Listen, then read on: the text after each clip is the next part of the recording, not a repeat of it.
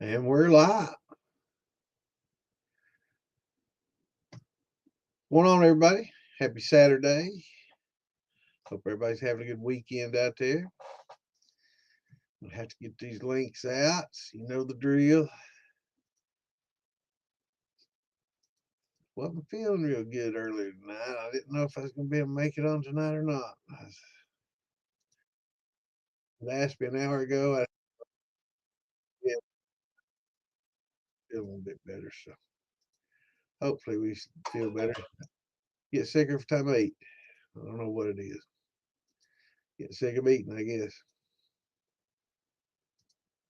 But I got to get these links out there. So what's everybody got going on this weekend? Looks like storms passed through here.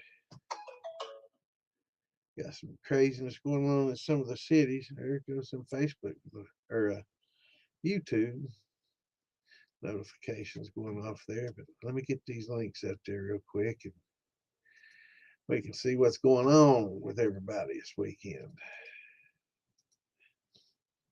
Everybody's inside staying safe and away from all the protesting. I don't care which side you're protesting from or for, but you know, crazy out there.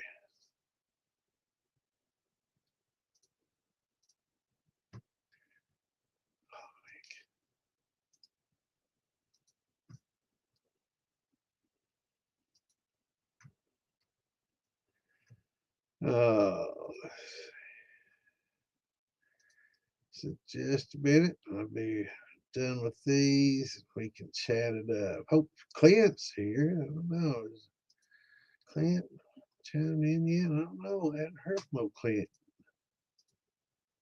Hopefully he's all right.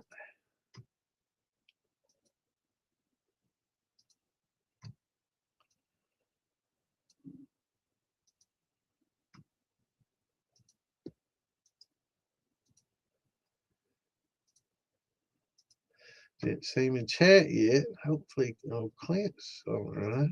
Hopefully he's feeling better or okay. I hate having to do this. I wish I could just push one button and check everything off every group I want to share it to and be done with it, but it's not that easy.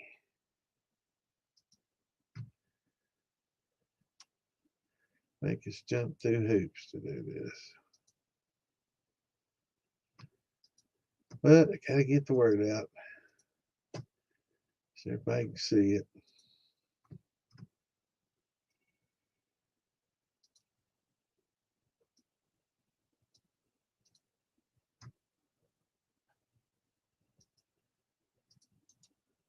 So bear with me, chat. Y'all talk amongst yourselves there for a minute. Should be done in just a minute. I hate having to do this, man. This is worst part of every show. Having to take the time to do this. I'm gonna have to talk to Facebook, see if we can't figure out a better way. Because I know sometimes when you share posts and stuff, you want to like share it to groups. It puts up, you know, a box there where you could just pick all the groups that you're in that you want to share it to, and you can just go right down the list and share it. And check the box off and just share at the bottom, and it'll share to all the different groups. But and there it didn't share properly on that page, so I have to go back and do that again. I don't know what causes that either. Maybe I did it too fast. I have to make sure I can share it to everything before I go back. Because if you share it twice, that counts as two, and then I'll let you share it so many times before you're considered spamming. I remember it's Christmas. I was trying to wish everybody Merry Christmas, and I was going down through my list, and I guess I've got 3,000 people on my list, and I was trying to, just go down through there and wish everybody Merry Christmas. I was going to spend the afternoon, take a couple hours and do that, and they stopped me, said I was spamming, I guess.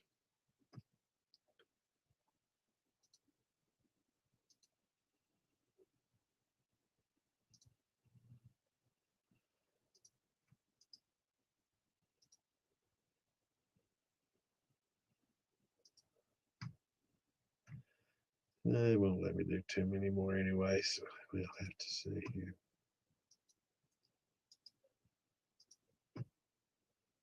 So Marky Mark's had a podcast going, so I can't. I have to wait till he's done to share it on his page. I'm about done. I do have to go back and fix that one link I posted. It was wrong. I don't know what happened on that. But we'll get it taken care of.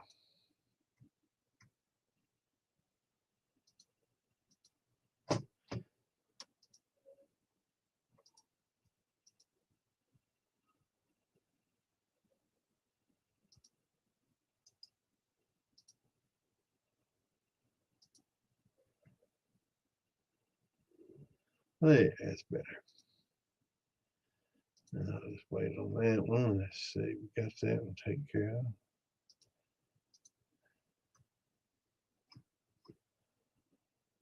Open up. Keep the militia page open so I see what's going on in there.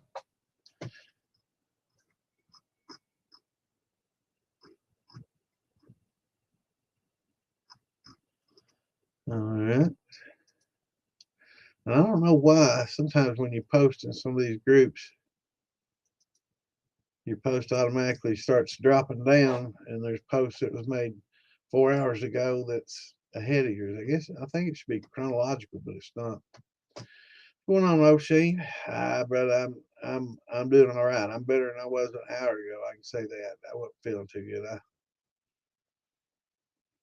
stayed up late and didn't get a lot of good rest, and ate a big breakfast and went back to sleep and slept on all that breakfast and that sausage and gravy and biscuits and eggs and bacon and all that heavy grease. And I slept on that, and I don't know. I woke up bad, feeling bad. Yeah, it passed up here earlier, man. It's big storm, big wave. What's going on, Jason? Good to see you, brother. Scott, what's happening, brother? Good to see you. Good evening. What's going on, Mr. Curtis? Clint's in the house. Where the hell were you, brother? 2 minutes late. 2 demerits. -2 stars. Done so well. Yeah, he was MIA for a while there. We was worried about him. I figured he must be out chasing some women or something somewhere. Yeah, he's gotta be fashionably late. Worry us all. Make us all. Where's Clint? What's going on? I'm just gonna call you Bad. Building a drink. Bad. What's going on, Bad? Good to see you.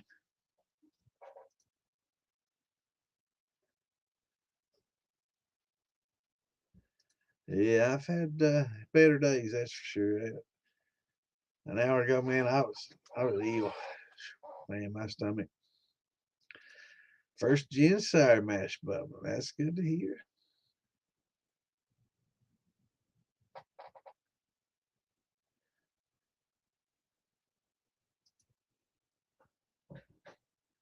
What's going on, Jay? What's up, Hillbilly? What's going on, brother? I think if I took a shot, I'd feel a little better. What? I mean, I need to work on that.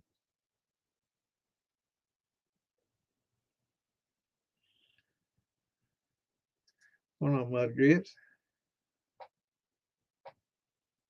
Yes, sir. We are live as we can be. A little behind already, but yeah, we're live. Actually, I'm caught up. Yeah, we're live. So if you got questions, man, ask them. That's what we're here for. I'm gonna have to take me a little hoard of this. Oh, it's honey shine.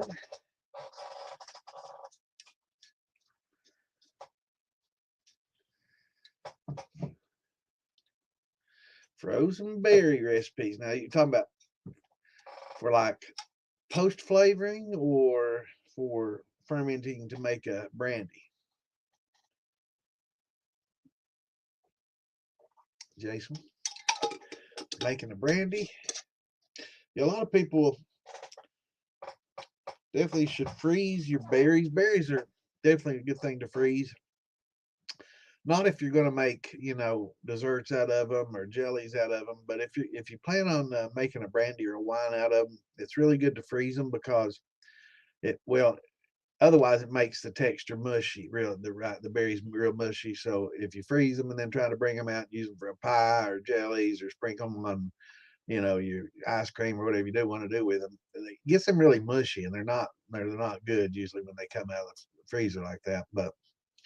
But for winemaking and brandy making, it helps a lot because a lot of that moisture and water that's inside all those little teeny tiny berries that makes up the whole berry freezes, and they kind of expand, and it'll open up that cell, or that little, I don't know, what do you call it, pustule or whatever, a little bead of a berry, I guess. I don't know what I never looked at the anatomy of a berry. What's each of those little individual berries called? I don't know. Berry, a berry on a berry. But those freeze and they open up, they expand, and it busts them open, and that's how you can muddle them much easier and get at the juice, of them. So that works real well, and if with berries, especially if you can do that and you can muddle them good, you really don't need pectic enzymes on them because you can get most of the juice out of them that way, right? So you don't really need to use the pectic enzymes because that's just going to, a lot of times just create a little bit more heads for you, and it's really not necessary. But like in, fruits like apples, uh, peaches, anything that's really meaty, um, cherries, even anything that's got a lot of meat to it, like berries is just pretty much just the berry shell and then the juice inside. So not much, for those, but like grapes, peaches, anything that's got a lot of fleshy, fruits, yeah, you need to use your pectic enzymes to help break those up and break down the pectin in them, and get you sugars out of it. Yeah, there's some really good recipes. I need to spend some time. I've got a lot of recipes that I kind of need to neuter, as we say, and a lot of these recipes have been copied and pasted and watermarked and copied and pasted, and people take credit for them and stuff. And there's been thousands that have been done that way. Um, but what we basically do, we go in and copy and paste it and just, make a little recipe book out of it. They're pretty much all the same. It's just how many berries per gallon, and what you really want to do is try to use as much of the natural juice as you can in as little water as you can, because the more water you use, you're just kind of diluting everything, and you dilute the sugars, you dilute the flavor, and especially if you're making wines, with a brandy, you can kind of, if it's, you can add a little bit of sugar and get your gravity up, and distill it out and get the alcohol out of it that you need. But if you're making a wine, you really need to take advantage of all that natural juice flavor that you can to make it a good wine. And of course, if you make a good wine, it's going to help translate into a good brandy. But using a lot of the berries too, the frozen berries, and adding some sugar to them and making a little slurry that you can put in your infuser, that helps a lot too. You definitely need to keep some berries aside. Don't use them all, in the brandy process. Keep a bag or two frozen, and that way you can thaw them out, add some sugar, make that slurry, and have something to flavor, your infuser with. Also, frozen concentrate works real well in your fruit infusers too. It's already got the sweet sugar in it. It's got all the flavor that's concentrated, right? So those help too, and those help make your wines as well. So anytime you got fruit, you can add some of those concentrates to it and get a little bit more sugar and get some concentrated flavors, and it definitely makes your wines better. It makes them a lot more flavorful. But yeah, going to try to in the DIY, and the Militia page, they try to keep all the recipes kind of neutered, I guess you could say, that kind of keep all the names off of them, all the watermarks and all that kind of stuff. So it takes a little time to go in there and clean them up. Um, DIY page, I'll just post them. I don't care. People can take credit for whatever, copy and paste they've done in the past and whatever. If it's, I've got a Stampede Steel recipe book in there from ages back, and you know, we'll try to get some more recipes in there. But I do want to encourage people in the group, in the DIY group, and in militia group. If you got questions, ask them. Just like here. That's what those groups are for, is to help people, and jump in there, and nobody's going to jump you, and belittle you, and so that's the stupidest question. Oh, you're a newbie and all this stuff. So that's why we formed these groups, to get away from that, because that's what happens in a lot of the other groups. So we see that happening. If you're in there and you want to do that, don't, because we'll remove you in a heartbeat. Don't belittle people. Don't be mean. Don't be mean hearted. If you frustrated with the same question over and over again, just scroll on past. I'll answer the same question 1,000 times, because everybody has the same questions, and everybody needs them answered, right? So when they start, none of us were born with this knowledge. We've all learned it. We've all asked the questions, and we've all had them answered one way or the other, whether through research or, this is, a lot of people, I don't like people saying, oh, just Google it. Don't just Google it. Why are you asking here? Well, that's because that's what this show and podcast and what the groups are for, is a place for people to come ask the questions of, to people that they can actually talk to one on one, and not just listen to some idiot on Reddit that doesn't know what they're talking about, right? And giving you bad information that they Googled somewhere else, and so a lot of times this bad information just keeps snowballing, and it's kind of like that little lie. You hear it often enough, you start believing that it's the truth, right? And it's the same way with a lot of disinformation, in the communities and stuff. Everybody repeats a lot of this false information and stuff, and they keep hearing it from different places repeated over and over and over again, and they start believing it to be right, and then they start, well, I assume that's right, and then they start answering, and helping people and telling them that, thinking that's the right answer. So you can't just blame them, for doing that, because they picked it up, doing some research. It's just, sometimes it's just patently false, right? Certain things, so um, so we try to, help everybody in the groups. That's what they're for. We're getting a lot of new people in the DIY Shine and Steel Building page, and it's wonderful. Love having all the new people there. But if I'm not sure that they know what it's for. On that page, right there where it says, let me pull up a page here. At the very top of the page where it says write something, any question you have, you can, post a picture, if you got a question. If you've got something that you've done you're proud of, you can post it. As long as it's on topic, post it. Stay away from any political and all that crap.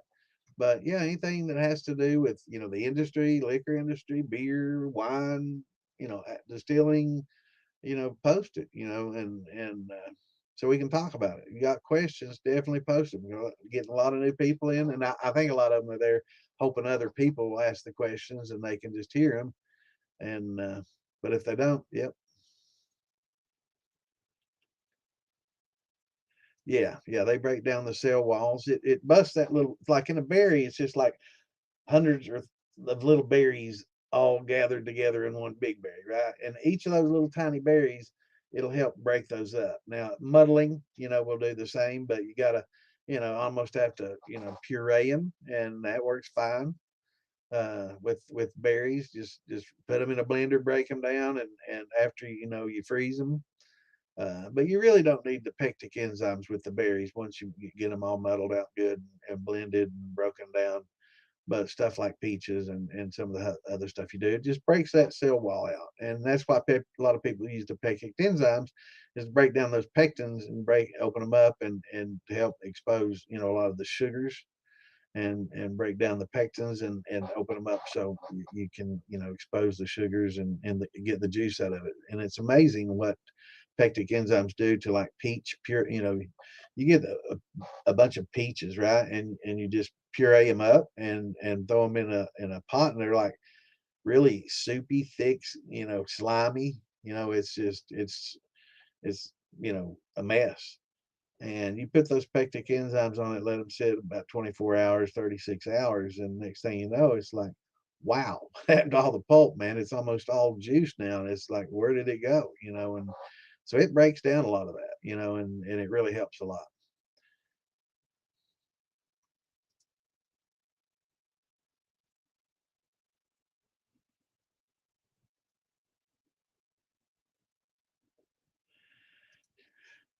So Clint's stripping tomorrow, huh?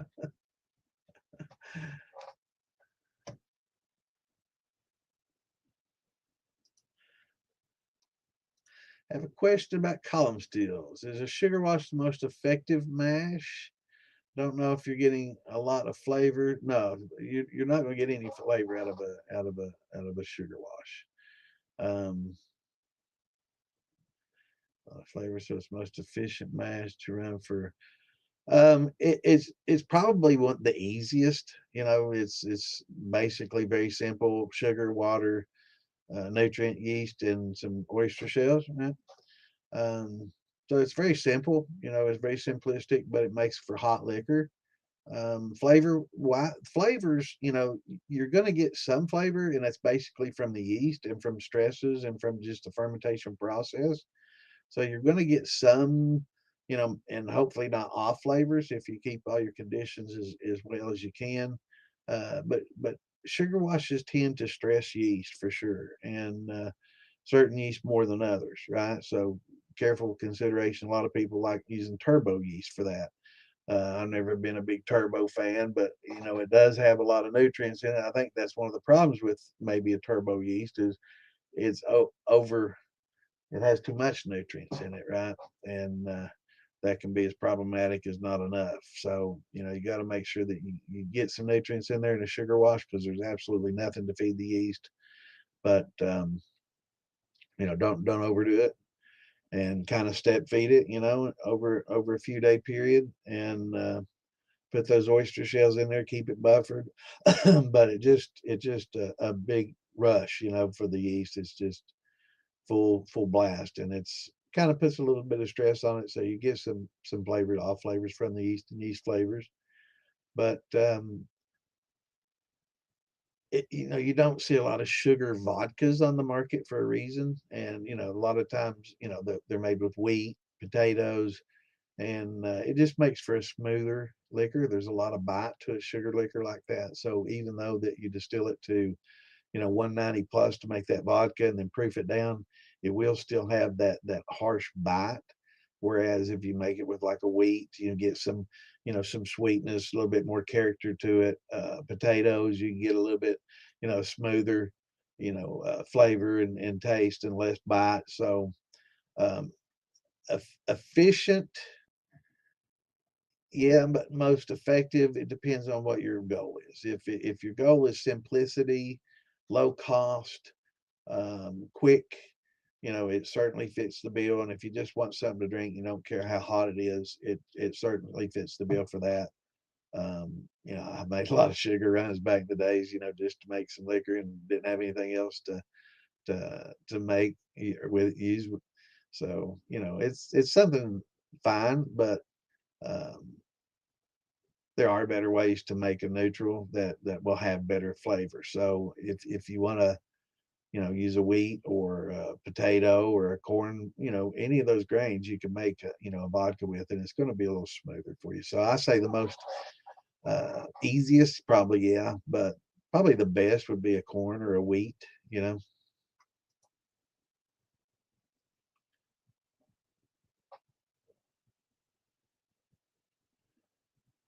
yeah, yeah, they do, man. I'm telling you, those sugar washes really stress the yeast, and those organic acids get produced pretty quickly, and as a result, and when they do, that pH drops pretty quickly. And there's a lot of it's easy to get a stuck fermentation, especially. I think one of the biggest problems also is people use too much sugar when they do a sugar wash. They don't get the good starting gravity, 107, 080 max, and they do that 1.1 or 1.102 or whatever, 1.12 or something like that, and it really really hard, and it's pushing the yeast. It's high proof.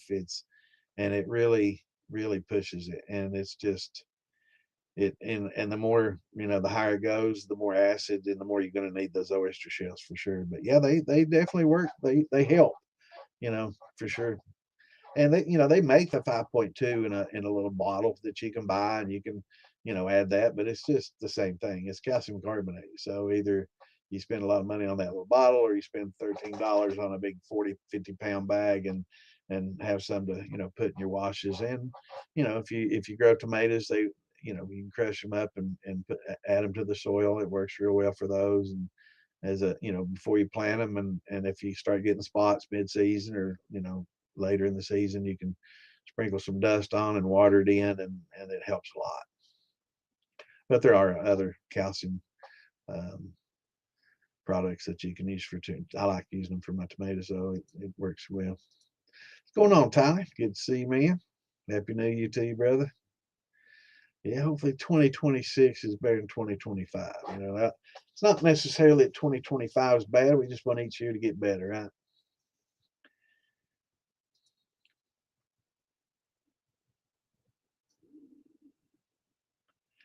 Right. Yeah, you can, yeah, like Clint's talking about, when people, take sap out of these trees, it's basically water, right?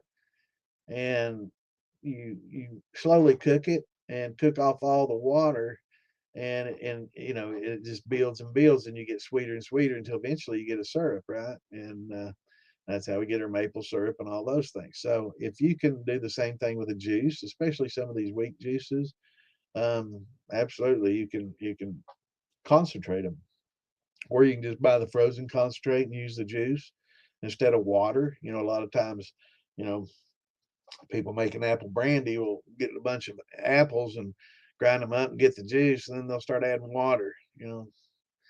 Buy that apple juice. Just use that instead. It's cheap as dirt, and really, you know, I think it takes like 20 to 22 pounds of apples to make a gallon of juice, and those gallons are pretty damn cheap, and it's a lot cheaper than 20 pounds of apples unless you're getting them free or really cheap. So yes, use some juices, and it's okay to use like an apple juice and something else, other fruit. It's not going to carry that apple flavor forward, but it will keep, it'll keep it smoother. It adds flavor, and concentrates work real well with the juice too.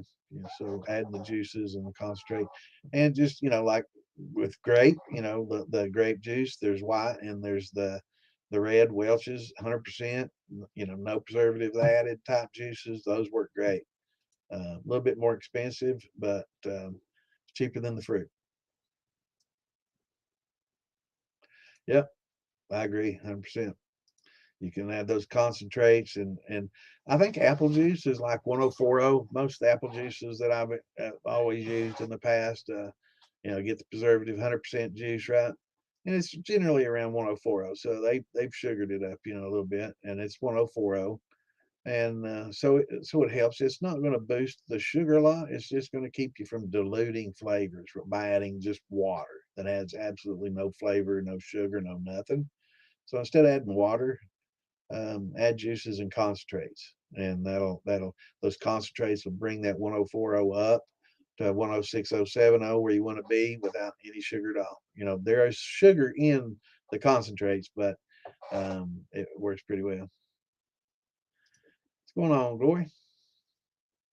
Good to see you, brother.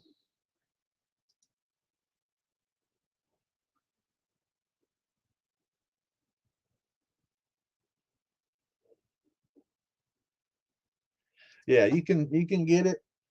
But yeah, running it through the column and getting that neutral, running it to 190 plus proof to make it technically a vodka. If it's 186 or 185 or in the mid 180s, Okay, it's technically, by the standards, not truly a vodka, but it's close to damn enough, right? So it might not be the meet the TTB standards, but it's still pretty going to be pretty neutral, and actually may still have some flavor. Whereas, but yeah, I've made some pretty good vodka that blows Tito's away. I share it with people, and they're like, "Wow, that's so much better." And you don't really notice it much until you do a shot side by side. I'm like, "Yeah, here, try this Tito's, and then try this," and then they try one and then the other. I'm like, "Whoa, wait, let me have that again." And they're like, "Damn, it makes Tito's look." And a lot of these other vodkas look bad. I shouldn't use Tito's because that's not really one of the better vodkas out there. But what's going on, JJ? Good to see you. Damn, I'm behind already. Wait, how in the world? Jeez. What's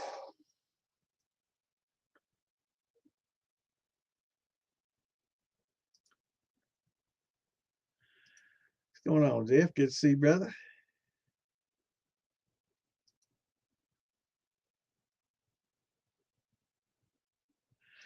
Yeah, enjoy helping people, man. That's what we're here for. I make absolutely not one penny. Never made the first penny from any online anybody, or don't get money from Facebook or YouTube or any of that. Wouldn't even know how to if I wanted to. But no, I'm just here to help out, pass the knowledge down, and make the hobby a little more enjoyable and fun for everybody. And I enjoy getting on here and talking with everybody.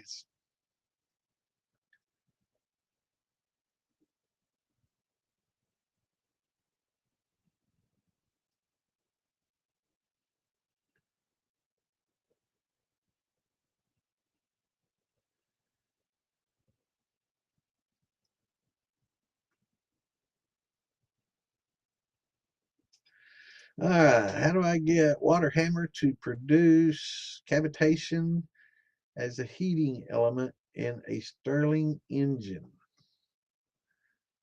Um, we talking distillation here? You got me kind of stumped here.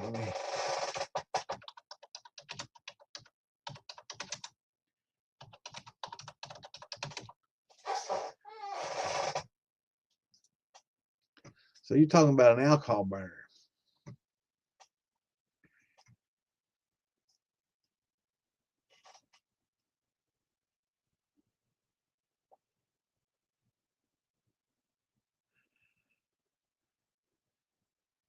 Yeah, I'm not real up on those, bro. Yeah, it's not really into the distilling. That's an actual engine. I'm looking at a video on it. Yeah, I don't know. At the heating element cavitation, I'm sure that this engine heats alcohol to the point of where it gets hot enough to where it's explosive. Looking at a little video, actually pretty cool little engines. Uh,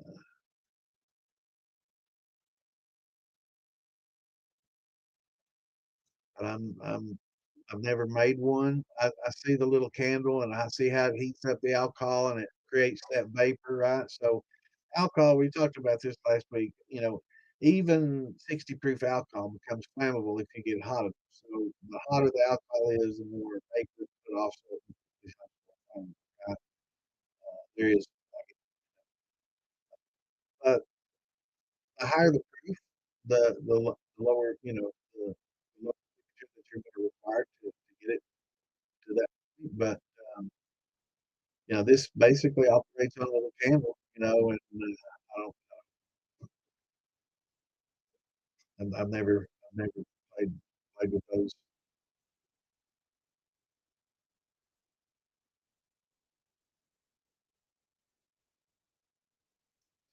I don't know, brother.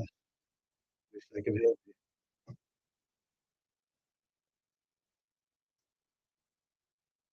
Pretty cool little engines, though. I've seen it before. I wasn't sure what you were talking about. Actually, I thought a Stirling engine was in an airplane. I was thinking of pretty sure there's a Stirling engine that goes into an airplane. Yeah. old time airplane from way back. But yeah, looking at this, I've always thought they're pretty cool, but I've never built one, never dabbled with them. But I've always enjoyed watching the videos and watching them run. Is it better to flavor during a run or post run? Is there a difference beside potential changes to color? Yeah, the concentration of flavors is going to be much greater if you post flavor. In the past, that was kind of a big no-no amongst moonshiners, and distillers. You got to try to get that flavor coming off the tap, off the drip. But this day and time, things have changed. If we look at the industry as a whole, we see a lot of in the paper every day right now. Bourbon. A lot of bourbon places, feeling the pinch, and a lot of people say, tariffs. I'm going to blame, politics and left and right and all that.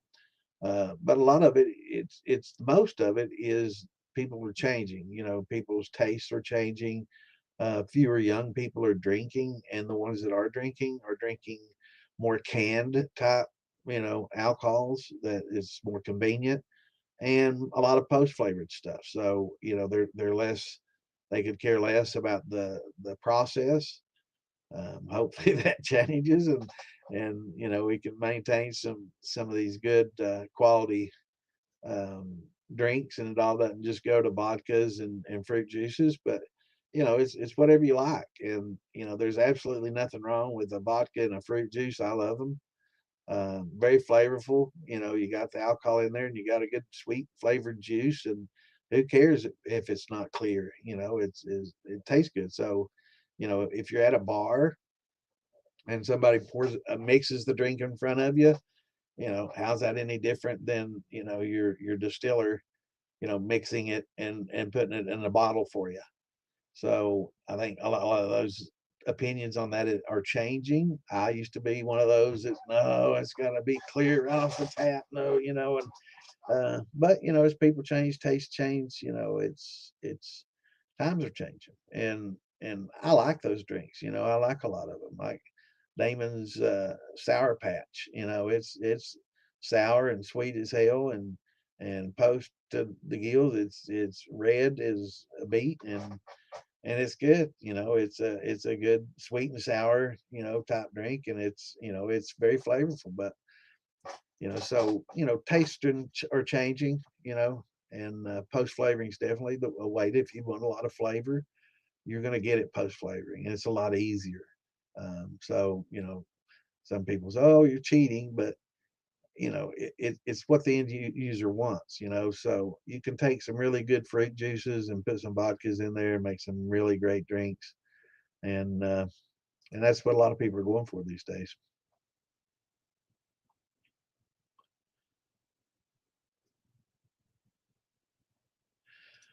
Okay, butter basically helps break the surface tension, and it helps put some oil on there, and it helps keep the foam down. So if you ever like just boil water, just boiling eggs or something, and make hard boiled eggs or something, even the just pure water will foam up on you. So you know what a beer is going to do, right? When you've got a beer that you basically made, yes, or mash, or grain mashes or beers, right? So there's going to be some sudzies, and not quite as much as if it were, gassed up, but yeah, there is, some CO2 in there, and it does get fizzy. Even the wines get fizzy, and you have to degas them, right? So, um, yeah, the stick of butter, it just helps keep the foaming down. And the same thing, if you boil the eggs, or boil hard boiled eggs, a little vegetable oil in there or butter, either one, will, just a little bit will help keep all that foaming down. So, yeah.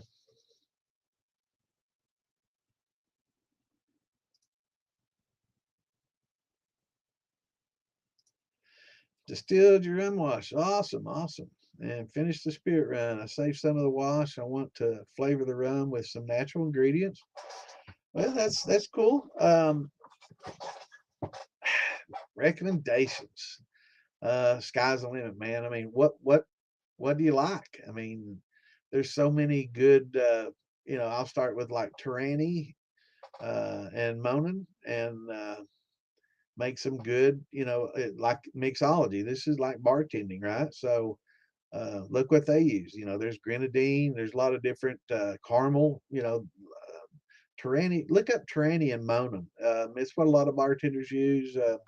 Hold on a second. Let me go grab a couple.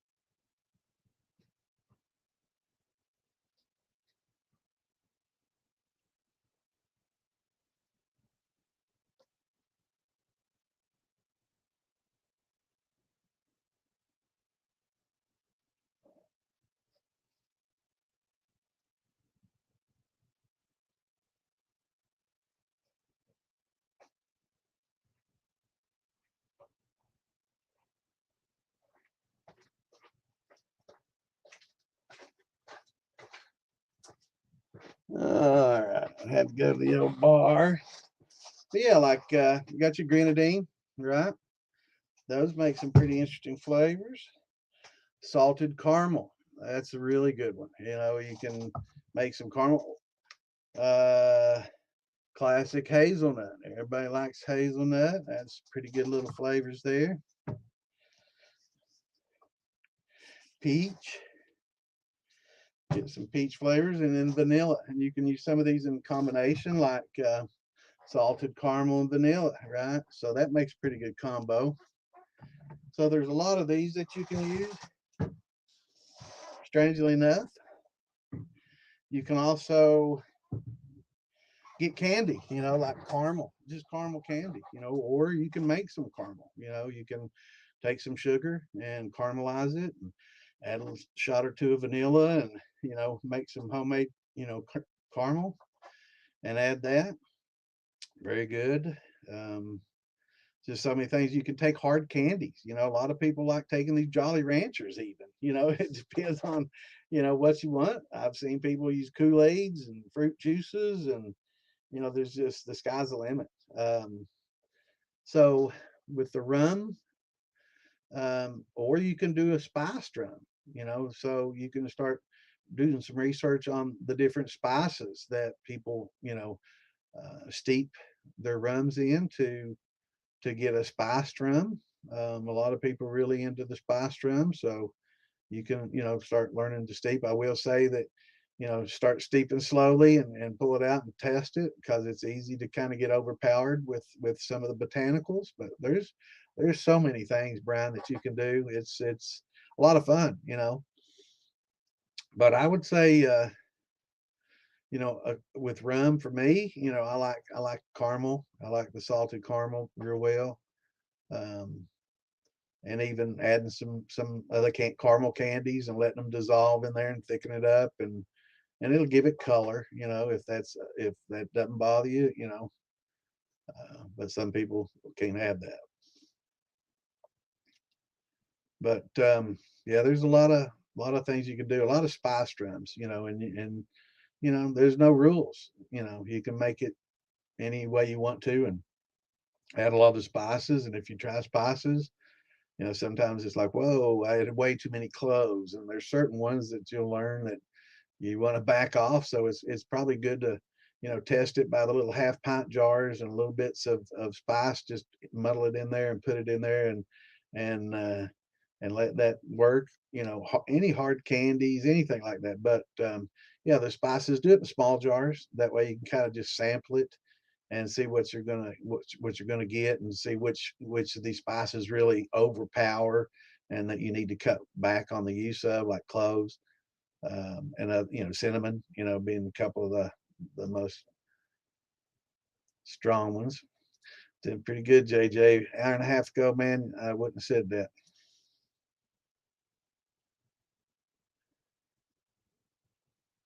Awesome.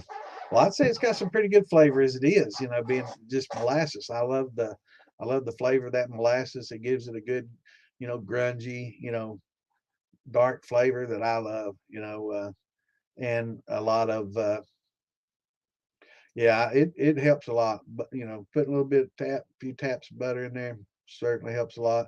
Or just oil, vegetable oil, that'll work as well too. It's just the oil basically getting on the surface of the steel and help to keep that foam down. Cuts the surface tension and helps break that foam down. Yeah, the pectic enzymes does help clear the pectic haze, and it helps clearing. It's a clearing agent as well, so it certainly helps your wines get clear quicker. Sure, good point, bro.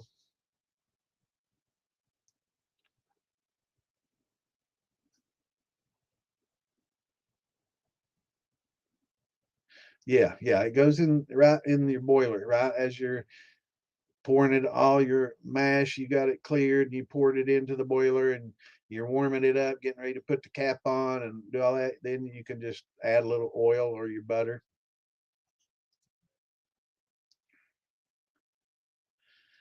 Poutine, there you go. Yeah, little Irish vodka. How's it going over there in Ireland? Tito's made with corn. Yeah, and it's an inexpensive way to make a vodka, and that's a lot of marketing. It's I can smoke a Tito vodka. Yeah, I'm sorry, here, boo. I'm a little bit behind. I try to answer all these posts. I get a little about 20 minutes behind, but we'll get you, brother. Yeah, turbo yeast was essentially designed for fuel, right? But there's some that have kind of branched off and people use and swear by, but I try to stay away from them. But if you're going to make a neutral, if that would be about the only way I would ever use one. But it's best just to use your own nutrients in a decent yeast than to use the turbo. But I know a lot of people try to use those and not the best. Not too going on.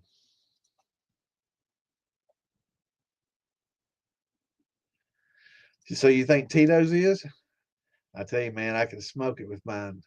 Mine's much better. You think Tito's is the best? I don't know, man. I don't know. I used to be a pretty good absolute. I like that absolute pretty well.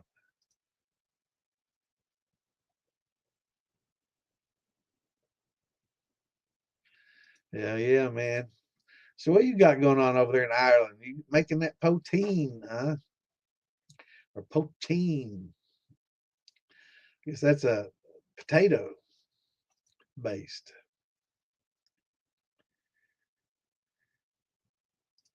EH510ED. I might check that. What is that? Yeast? EH510ED? Sounds like a yeast, maybe.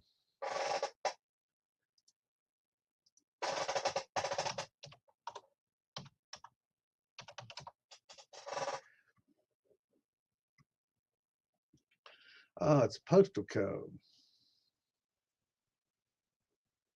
And the bonus. So that's where you're from. I see. Cool.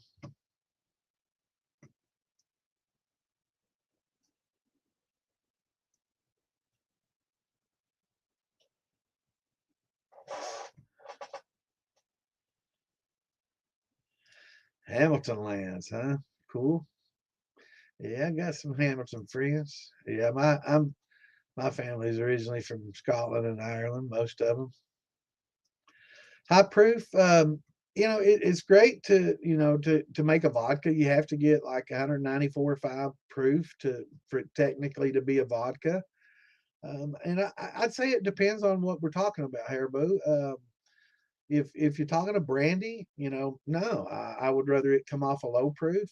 Whiskeys, I'd rather come off 130 uh, with a lot of flavor than a higher proof. It seems like the higher proof you get, the less and less flavor you get. As it goes up higher, it just seems less and less and less. And there is some sweet spots depending on the distillate that you have, that that have that proof and still maintain a certain amount of flavor. That's kind of a perfect spot. But and again, if you come out off the still at 80 proof, that's not that good either, right? Because it's too much water. And um, right, yeah, percent's double the proof, right? So 100% is 200 proof, right? We know you can't quite get there, so yep.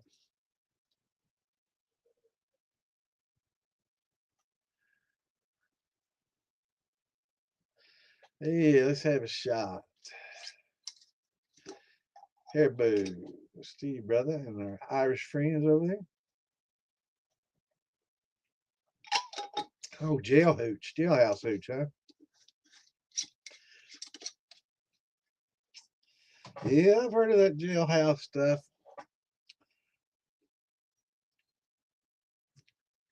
It's not very good.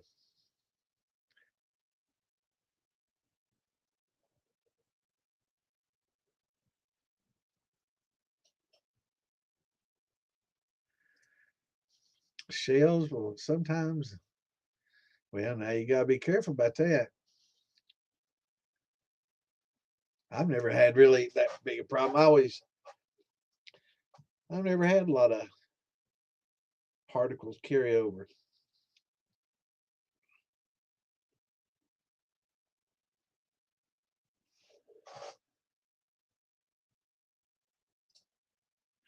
Yeah, so you're talking about freeze distillation? Yeah, that's prison one. They get that cider and ferment it, and then freeze it and make that apple jack.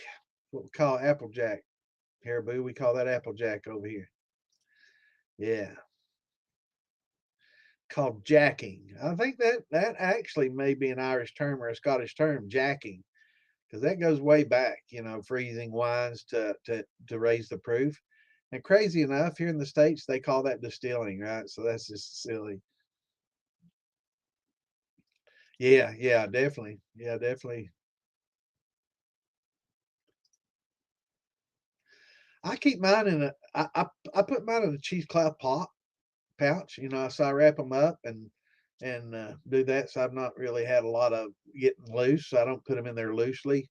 Put them in a brew bag or that. And I do not use the powder. So I try to rinse them and boil them and get all the powder out. I say the powder for planting and for my tomatoes and stuff that's in the bottom. So I try to, shake it free and get just the shells and put those and rinse them and boil them real good. And that'll get a lot of the powder and a lot of the small fine stuff off that you have to worry about.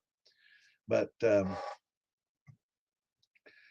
yeah, I've jacked to about 60 easy. Yeah, not a problem.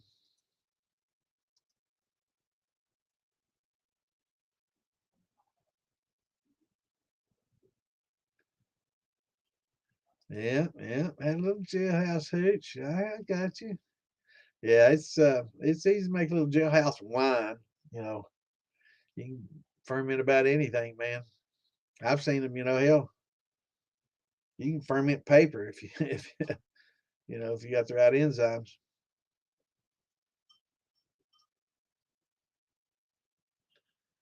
Yeah, we drink that moonshine.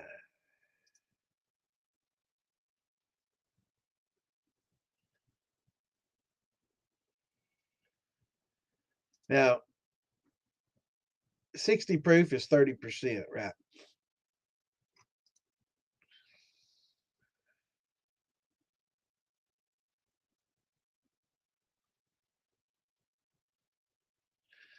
What's going on, DJ? Good to see, brother. So you adding caffeine to it? Oh hell!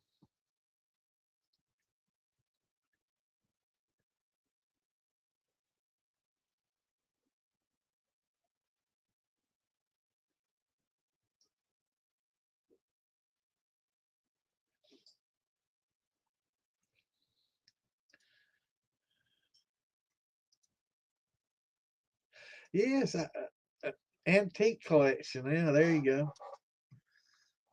Man, I'm so far behind. My goodness.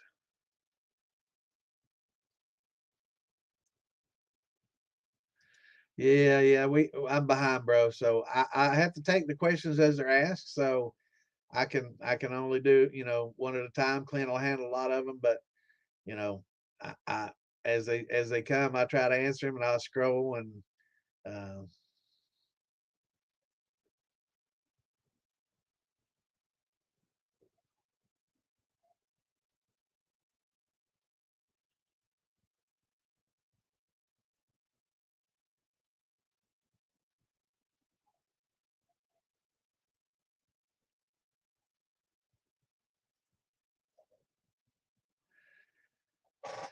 so I'm trying to scroll and get caught up. I'm getting a lot of.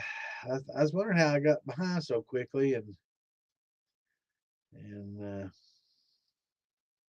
don't know. Yeah, boo, we're here for Q&A, man. So you want recipes? Got to join the group, man. Join DIY Shine and Steel Building or Moonshine Militia on Facebook. And in the files, we got a lot of recipes, brother. So what do you want to learn how to make?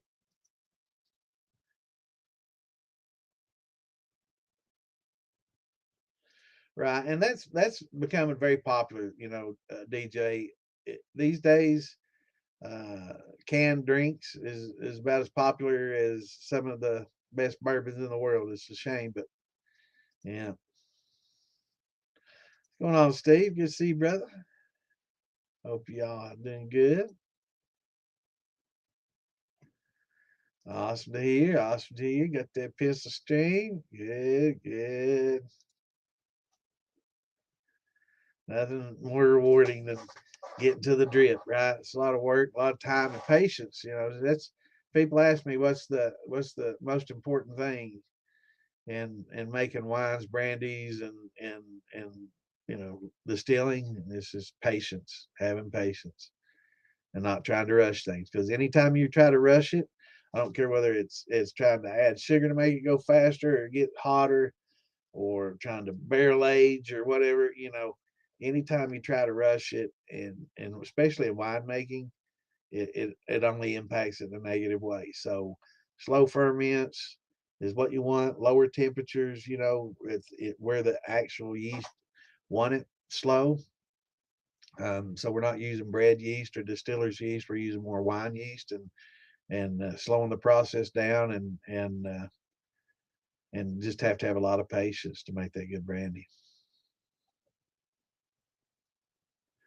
Yeah. Oh yeah. It was back in the day. Yeah, it was. You know, we used to, when I wasn't making it, because I didn't make it all the time, but there was a bootlegger over on Town Mountain.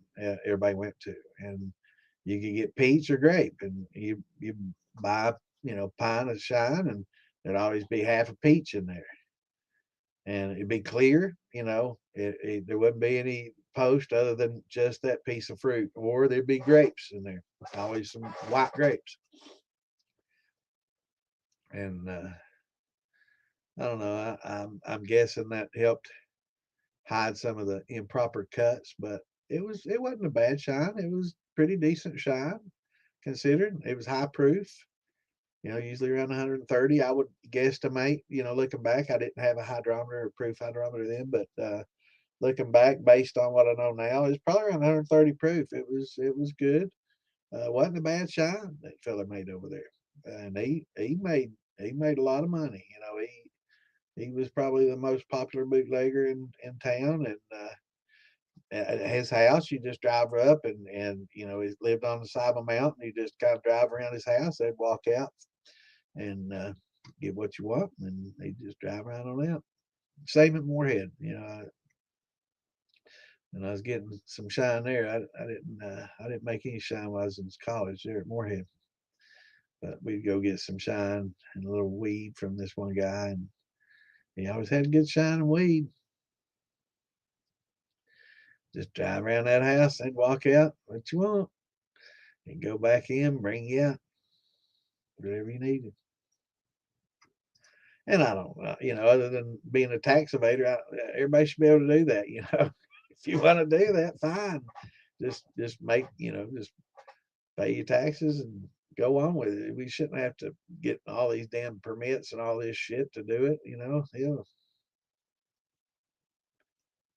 Yeah, they don't know what moonshine is. And it's, anymore, just moonshine gets a collective, moniker because of everything illegal tax. So I try to get away from a moonshine name. I try to, it's rum, it's vodka, it's tequila, it's whiskey, it's white dog, and I try to get away from naming anything moonshine anymore because people associate moonshine with improper cut corn liquor that is high proof and high heads. that's what most people associate with moonshine is somebody that pitched only the four shots, right? Just the first little jar that came off, the first little bit that came off the still. So you got all the heads, a lot of the heads in there. So maybe from mid heads on down, and high to mid tails on up, all mixed in a vat, stirred up, and and with corn, corn liquor, and that's what most people associate with moonshine, and sold at about 130 proof hot, and that's what most people, when you mention moonshine, all my friends and stuff that are from other towns and places that are not, it's not common, you mention moonshine, oh Lord, oh God, man, that stuff tastes horrible. It's hot. It's high proof. It'll burn all the way down. All this, and then you give them something, and you give them some rum or some vodka or something that you make, and or some whatever, and they're like, "Wow, this is not like the moonshine I'm used to," and it's like it's the moonshine is just I don't know. I guess moonshine is, a lot of people call it in untaxed liquor, but really it's improperly cut corn liquor is basically what a moonshine is, to most people, that aren't from, you know, that don't know distilling and all the different things that we make.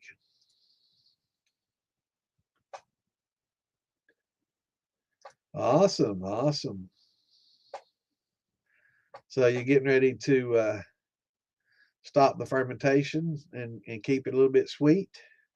Is that what you mean by your tablets? You want to stop that fermentation? A little potassium sorbate or metabisulfate. Yeah, they will. Yeah, and that's there's a beer maker talking.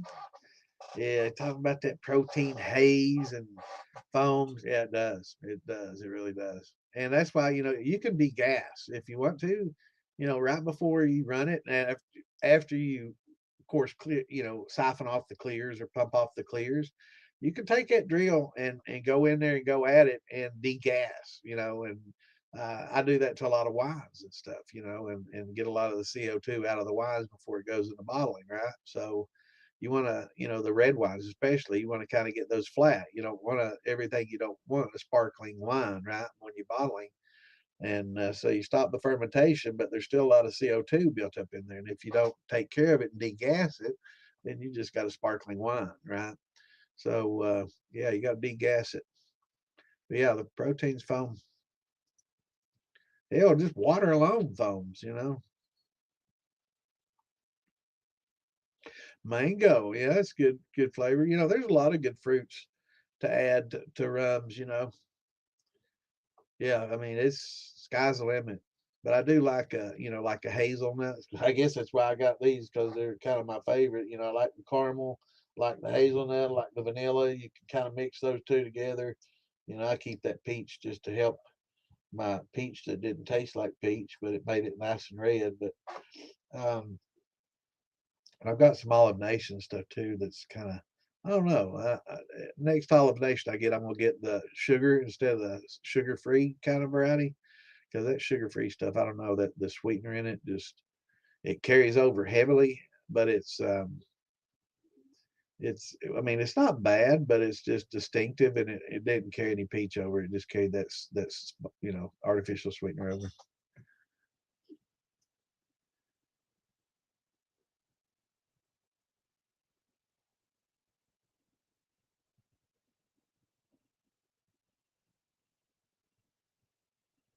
It is good. I agree. You know, butterscotch works real well. Sure does.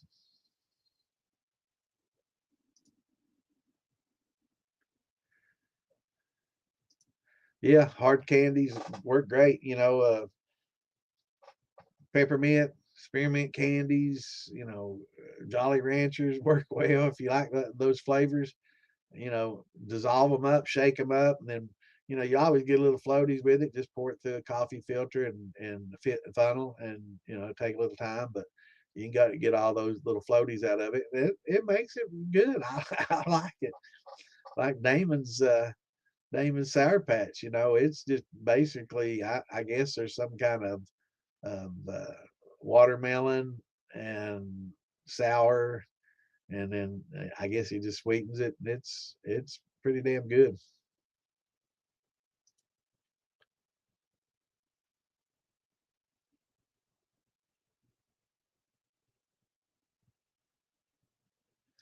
Hazelnut rum, there you go, man. And almonds are pretty cheap anymore. You know, you can get some almonds cheap. You got to be careful with them because I guess there's some toxins associated with them. You know, I've never really understood that. I don't know much about the almonds, but uh, they've got a lot cheaper in recent years. I guess they used to be a fairly expensive nut, and I guess a lot of people planted a bunch of trees, and I know California produces a lot. Um, but it's like they've gotten real cheap, I guess, because they've got so many, you know, grows and stuff out there, and it's just maybe the growing season is really good, and they're producing heavy.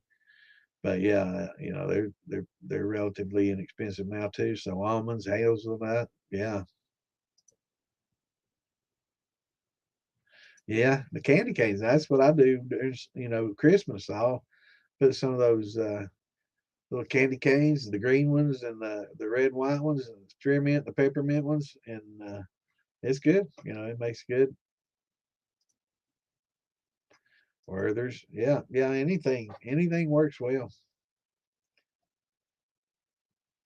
Well, now natural fruits. But yeah, I'd say spices. You know, if you want to use botanicals and make a spice rum, that's really interesting. Orange peels, absolutely. Lemon peels, orange peels. You make some limoncello rum. It's good. Orange peels or zest. You know, you can actually get you one of those little files and just file off the zest and keep the bitter white part out of it and lose some of the bitterness and you case more flavor over that way. That's no, I guess a lot of the cooks, you know, do it that way to. Yeah, yeah, absolutely, yeah, yeah, definitely. You know, a little aged rum for sure. You know, put some rum in a barrel. Definitely good.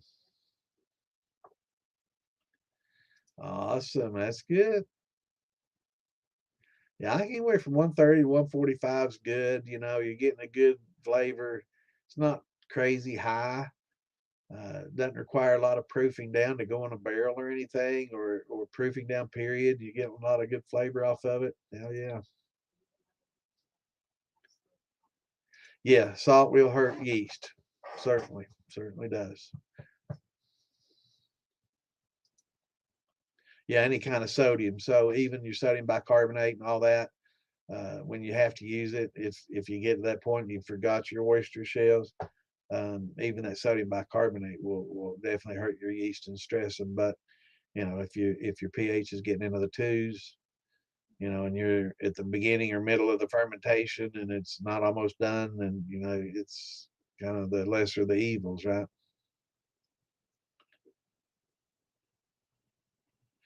143 off a football. Well, you can get a little reflux on that football. You can wrap you a cold towel around it, and I've heard people putting fans on them.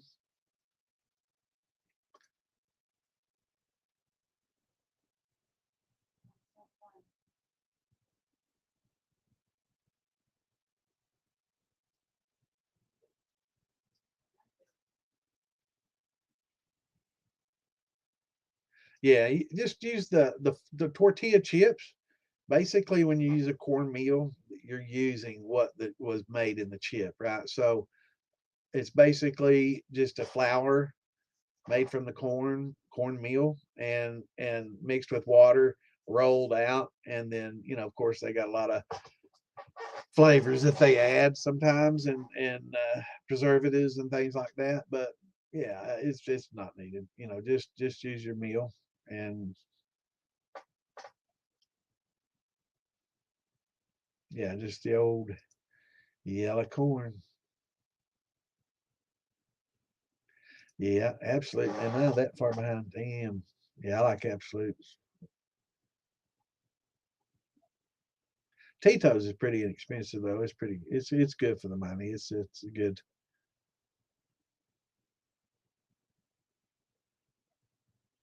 Yeah, absolutely. And cinnamon, you can add cinnamon to your thumpers, but just be sure not to put too much in there because it will overpower really easily. Yeah, man, I love me some blackberry wine for sure.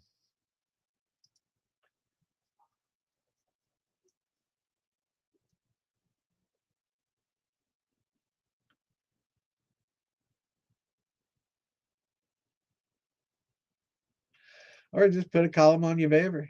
Just take that football off there and put a column on it. I've got 187 or something, 100 mid, 185, 187, just with a typical. Well, let me pull up here. I didn't get my pictures. I should do that before I start every time, so I'll have them ready before I queue up.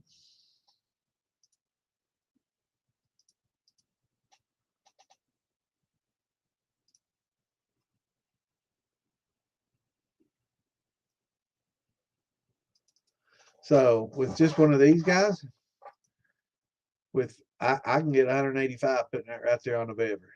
You get cold enough water going into that deflagmator and put you some copper mesh in there to help reflux, and I can pull 185 with that right there alone on a bever with cold water going into that to that deflamator or deflagmator, however you want to pronounce it.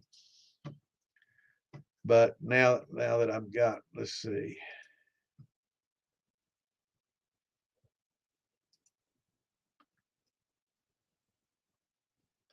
I don't think I have that pic. I need to get me a picture of it.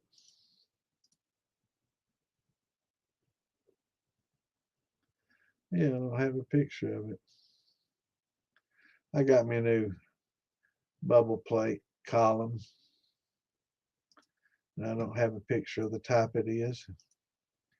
I need to looking through my files here to see if I can find one. I thought I had one. Yeah, here we go. I got this now. So, adding that to a bever and having a good deflagmator on top of that, yeah, all day long. Set that right on top of the football with a 2.5 to 4 and deflagmate, deflamator, easy. So yeah, the basically the beverage is just a boiler, and what you put on top of it. Now I do have to have support, so there are some supports that I put a little hook on the ceiling and a big heavy gauge wire run down to help support and hold the weight of a lot of the stuff that I put on top of that bever, which is, I guess, one of the downfalls. It's not thick, right? If they made it with twice the gauge, the thickness that they use, man, it'd be awesome. A little heavier duty. Um, it'd definitely be worth the extra investment to have one that's sturdier and the lid sturdier. Because if I were to say, what was the biggest downfall, be two things: it's thin, flimsy, and getting those gaskets that go around the lid. Um, like finding hen's teeth. You know, I don't know if anybody ever found one.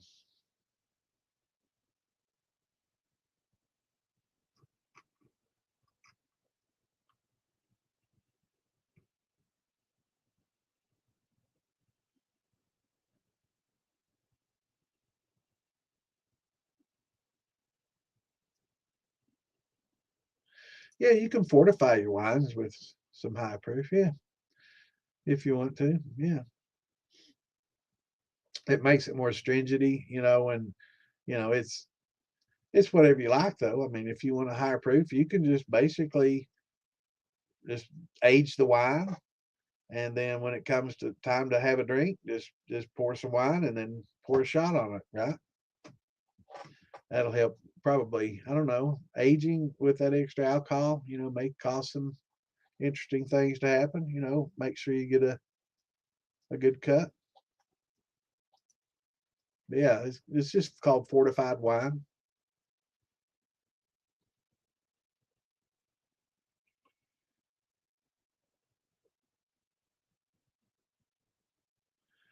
Well, the tablets, you're stopping fermentation, right? When you add the tablets, that's basically just to stop fermentation.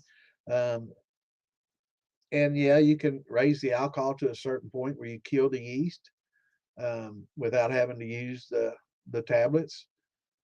But some of it's going to survive. It's going to try to survive at a little stress and probably give some off flavors potentially.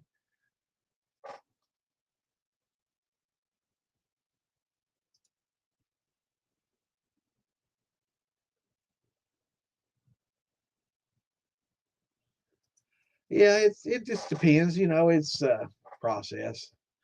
I don't know. I've always drank Absolute. It was probably one of my favorite vodkas. You know, back in the day. Now I just drink my own.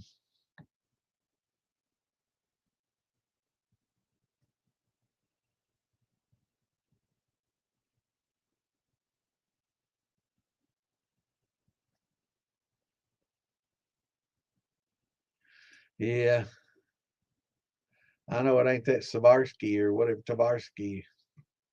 We used to drink that. It's Russian rum. It's definitely not the best herb vodka. Yeah, once you get to a certain point, so it depends on the yeast that you use. So like EC 1118 takes like 18 to 20%. So you'd have to get above that level percent, not proof percent. So that's like 40 proof, right? So you're getting into mixed drink category. When you get to 40 proof, that's like an 80 proof vodka or bourbon mixed with a Coke, half and half, right? So that's 40, 40 proof. So it's like a mixed drink. So it's a little bit higher than you think, when you start looking at percentages versus proof. So the EC 1118 is good to 18 to 20 proof or percent, I'm sorry, which is, close to 40 proof.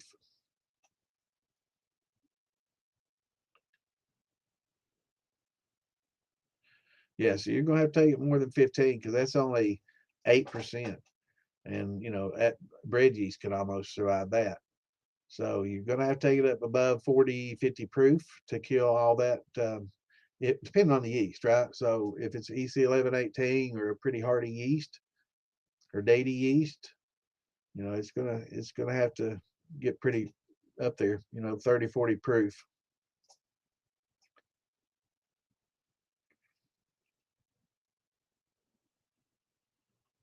You're gonna use the sorbate. Now, basically, what the sorbate does, it just neuters the yeast so they don't reproduce anymore. So the yeast that are in there will live out their life and die. So after you add that, um, you don't have to worry about it, and you can maintain the sweetness, right? And that way it doesn't get real dry and get drier as it sits in the bottle because you want to stop that fermentation before you bottle it for more than one reason. A, you don't want that cork blowing up and making a mess of everything, and that whole case of wine just you know pop the corks on it from fermentation building up gas to finally it'll blow that cork off, and that's a mess. So yeah, you want to stop the fermentation before you go into the bottling.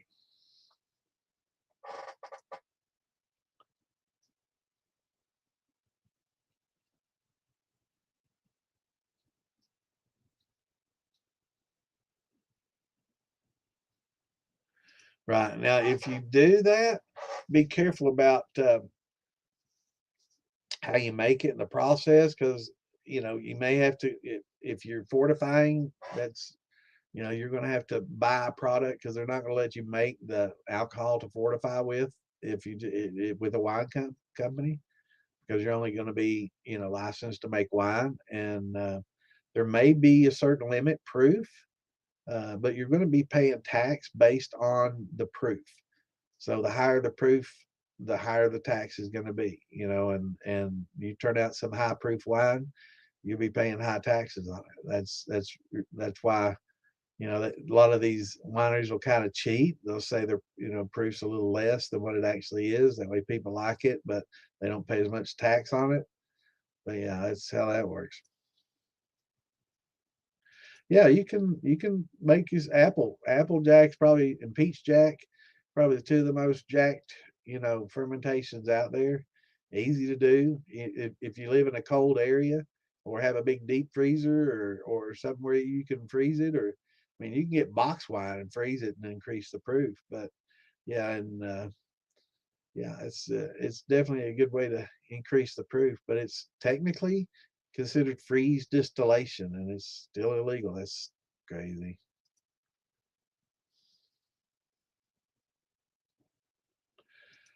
Yeah, it depends on the yeast.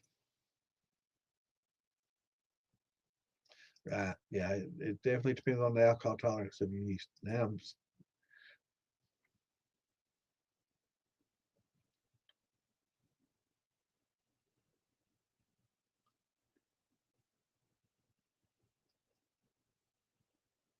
So that's probably about a 16%. So you're probably going to get near probably 35 proof, 16%, probably 32 to 35, probably going to be a little less than EC 1118.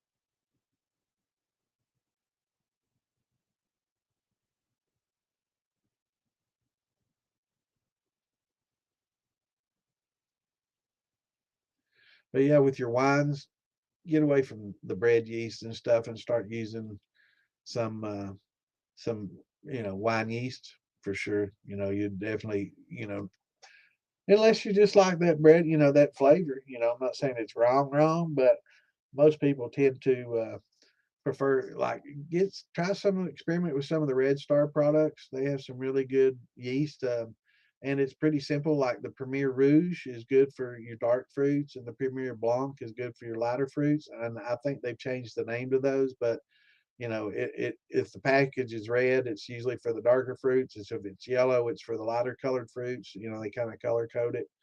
And try other fruits. They're Lalvin makes some, even Angel, is making one. I didn't know that they had huge variants of yeast. So I guess that's going to become a little bit more popular now, but never experimented with those. But Lalvin and Red Star make some excellent wine yeast.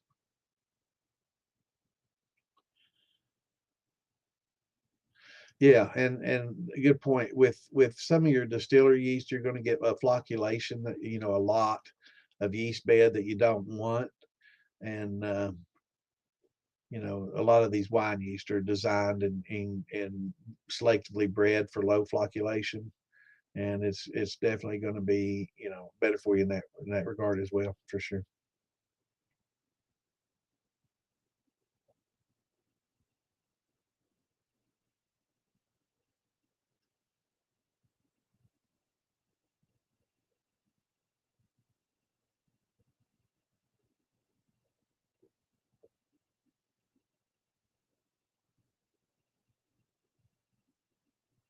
What's going on, Michael? Good to see you, brother.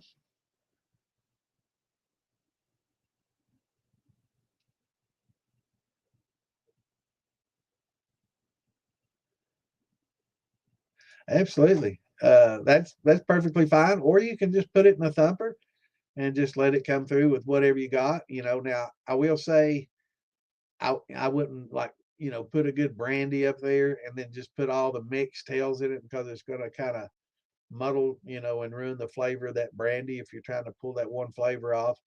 But yeah, for making vodka, perfect. Just proof it down and, make sure it's 40% or less or 80 proof or less. And yeah, put it on a column and make you some vodka out of it. Excellent thing to do with it. But if you got some just corn liquor, just regular corn liquor that you're going to run, yeah, you can put that mixed stuff in the thumper and it might give it a little character, but it's not going to ruin it, right?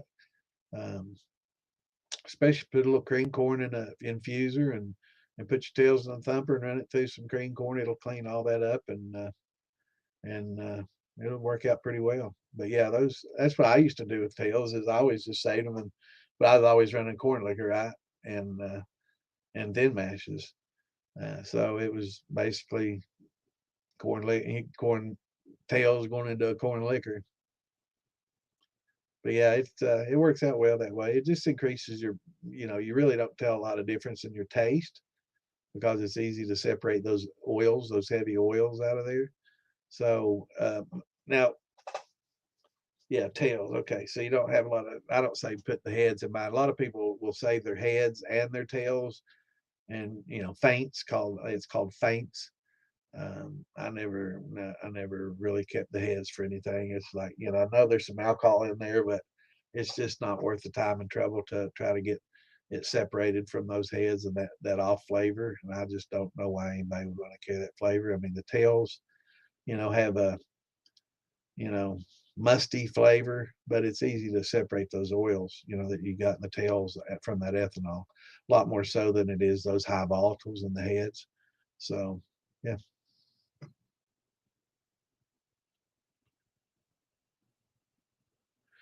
Yeah, it's actually a lot easier than you think. So when you get done with your run, you first thing you want to do is get you distilled water, and you want to take that yeast and clean it up, right? So you've got the yeast bed and what's left over in the bottom, right, is your yeast bed. So you got live yeast in there and you got dead yeast in there. So and you're going to have some particulates of whatever you ran.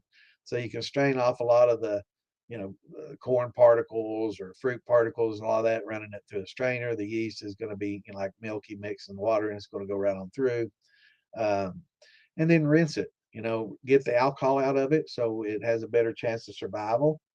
And just kind of rinse it out and you can store it that way and feed it a little bit every once in a while. Give it a little sugar to eat and a little bit of nutrient. Of course, there's going to be enough dead yeast in there usually that you're not going to need much nutrient. So you just spoon feed it a little bit of sugar every once in a while and let it off gas and just slowly. There's some great videos. I think Alan Bishop, he's going to be on in about 10 days on the 20th. And we're going to, he talks a lot about saving yeasts and keeping them in the copperdana, is what it's called, or a yeast brink. And yeah, you can just spoon feed them little bits of sugar to keep them alive and propagating and keep the you know all the conditions right for them. And yeah, you can keep them in the refrigerator, and refrigerate them, and they'll go dormant. And then when you bring them out, feed them a little bit, get them activated, and use them. But yeah, a lot of people, like in sour mashing, that's why you definitely want to be careful not to pour any hot liquids into your sour mash. Or you put that back set on there, make sure it's cool. That way you don't kill that yeast off, right? So you can just continue using that yeast and the dead yeast in there that's in there for nutrients, and just perpetuate that thing all, and that's why you also want to run, it all the way down. When you're using that back set, you want to run it down to lower alcohol, and run the tails out. That way you don't have a high alcohol content in that back set that you're putting back, into that sour mash, because that'll kill them out too.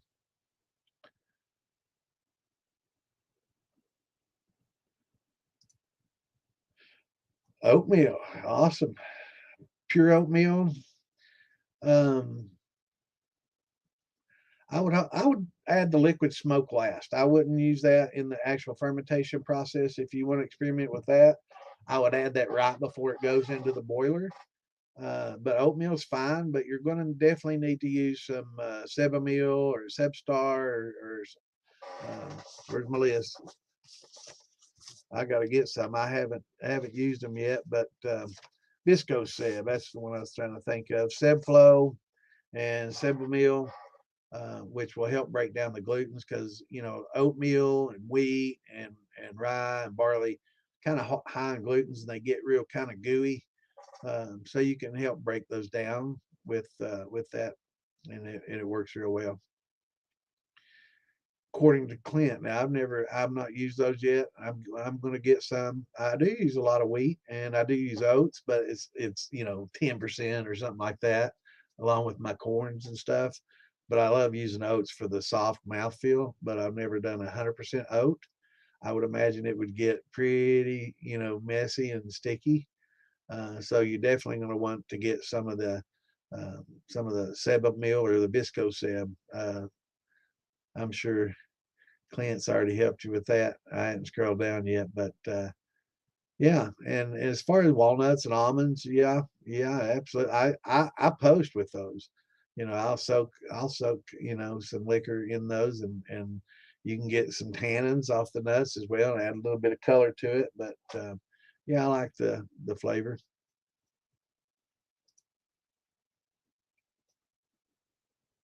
Yeah, yeah, they will. And I'm 30 behind. I'm just going to scroll up. And,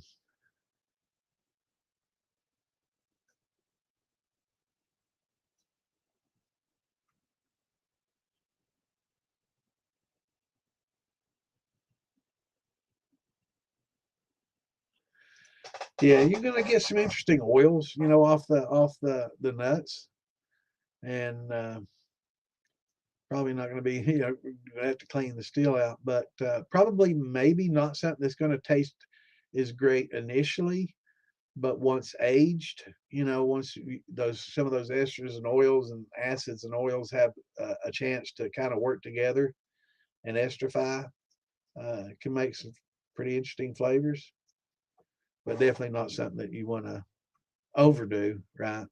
And get a lot of oil. But it sounds interesting, something to experiment with for sure. And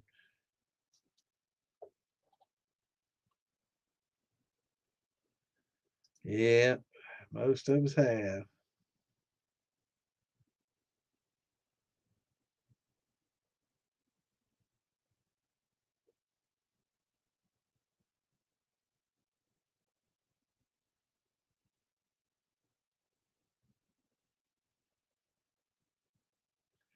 Yeah, you just want to keep the temperature. You don't want that dehydrator getting hot, um, and you don't want your yeast getting above a certain temperature, or they're going to be come 100 degrees. They start dying off. So what you just make a little evaporation tray and just spread your yeast out and just let the let the water evaporate, and you can just scrape your yeast off. It'll just be like a little residue, kind of like how they do tannins. They get tannins that way. You can do the same with yeast, but they'll live in water, a buffered water solution. Just um, keep the pH, in the 5 to 6, and just spoon feed them a little bit of sugar every once in a while, and keep them stirred up, and you can propagate your yeast for a long time.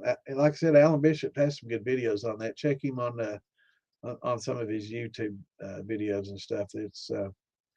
We'll talk to him about that when he gets on here, though. It's something he's been into, and you know, him and Bam Bam, and I've talked about it, and Bam Bam and I talked about it, and going to distilleries and stuff, and just taking your little swab. It doesn't take much to start a propagation. I mean, you literally take a Q-tip and swab it real good and get it good and coated with that yeast, and take it back and build that yeast up and what you got on there, and feed it, and it'll start multiplying and oxygenate, and give it the nutrients, and it'll start reproducing, and before you know it, man, you'll have a good culture of yeast.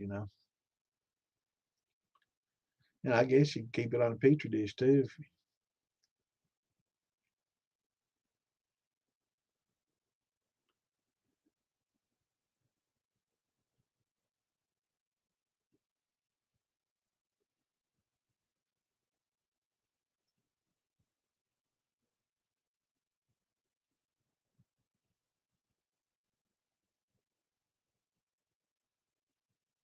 Yeah, just do a starter, make a starter, and if it doesn't start, then you know it's not as active, and you're going to need to use a little bit more than normal.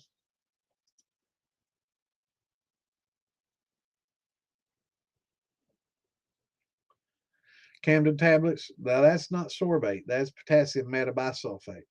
So potassium metabisulfate will kill your yeast. Potassium sorbate will neuter them. So both used for different purposes. Campden tablets are also used to disinfect. So it kills a lot of wild yeast off. It'll kill basically, a lot of bacteria off, things like that. A lot of times people use it at the beginning of a winemaking to kill everything off. I tend to just use hot water, but a lot of people don't want, we were talking about vacuum distillation and how temperatures can take some of the flavonoids and terpenes and a lot of these polyphenols and other things away from, you know, florals and other notes away from fruits and stuff if you get them too high temperature. So you put that 160, 80-degree water on it, it's going to knock down some of those flavors, right? So a lot of these purists like to instead use these Campden tablets or potassium metabisulfate to kill everything off. That way they don't, lose a lot of the character from the flavor. Definitely don't want to overdo it. You want to use the right amount. But yeah, yeah,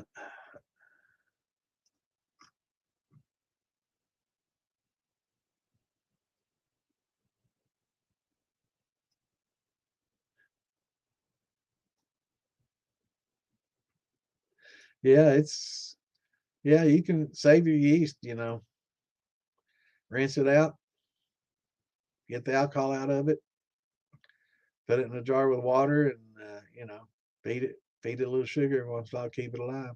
But don't keep the cap on it in the refrigerator because it still will, even though it's dormant, it'll still kick off a little CO2. So you can maybe do the coffee filter and then the rim just to keep stuff out of it, but let it breathe kind of.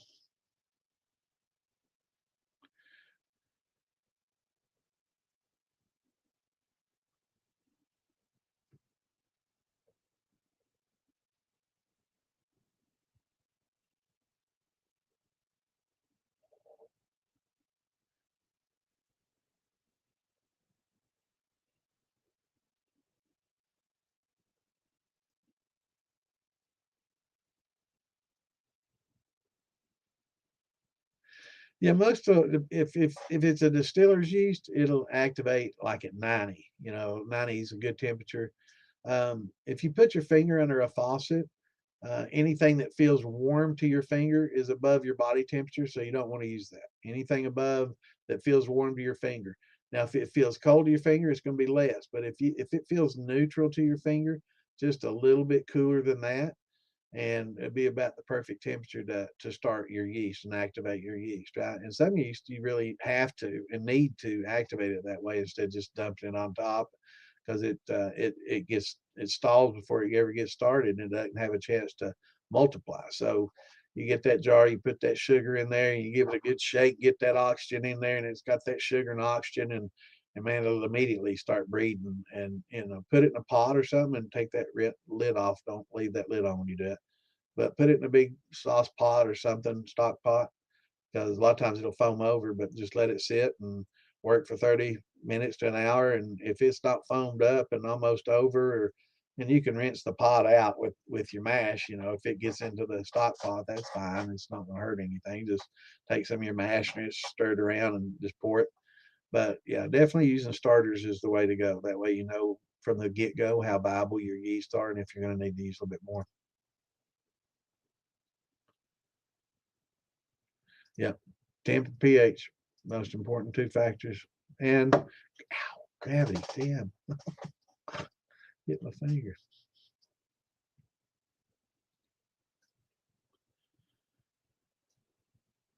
Yeah, yeast logs, awesome. Yeah.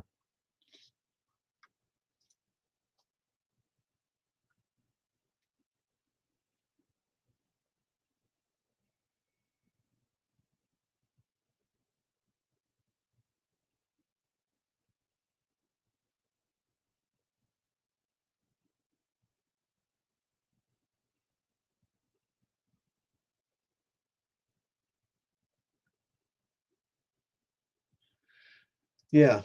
Reed, and I think catching bait or popping lines or Gary, he made some videos on propagating as well. That's real good. Him and Alan Bishop both did some good videos. He likes to propagate and go out and like Bam Bam, he'd go to these distilleries and take him a little Q-tip and I kind of put a bug in his ear and he go to distilleries and take that Q-tip and rub it around and put it in a little baggie and take it home and grow their yeast. I'm sure they wouldn't like that if they knew what he's doing, but it's hard for him to tell. You gotta, you know, I guess you could wear those white gloves in there and just rub everything. Yeah, I just have to wear my gloves, my hands, whatever.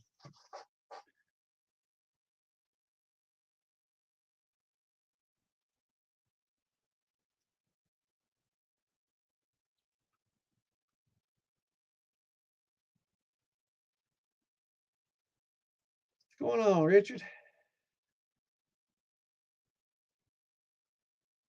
Yeah, everybody, most of the people do. I probably get maybe 8%, 7 or 8% of my viewers are live, and then the rest of them watch it, listen to it later, and that's awesome. But I like it when people come in and bring their questions. But it's good to see you, brother. Hello to you and Charlene. Hope y'all having a good evening.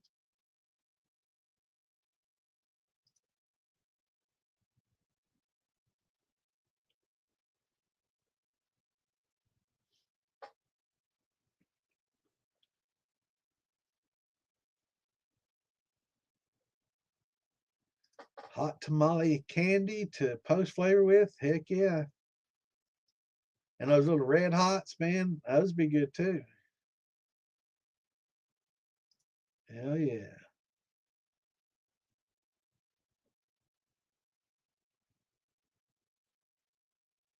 Yeah, I wouldn't fool with it too much, Steve, be honest with you, brother.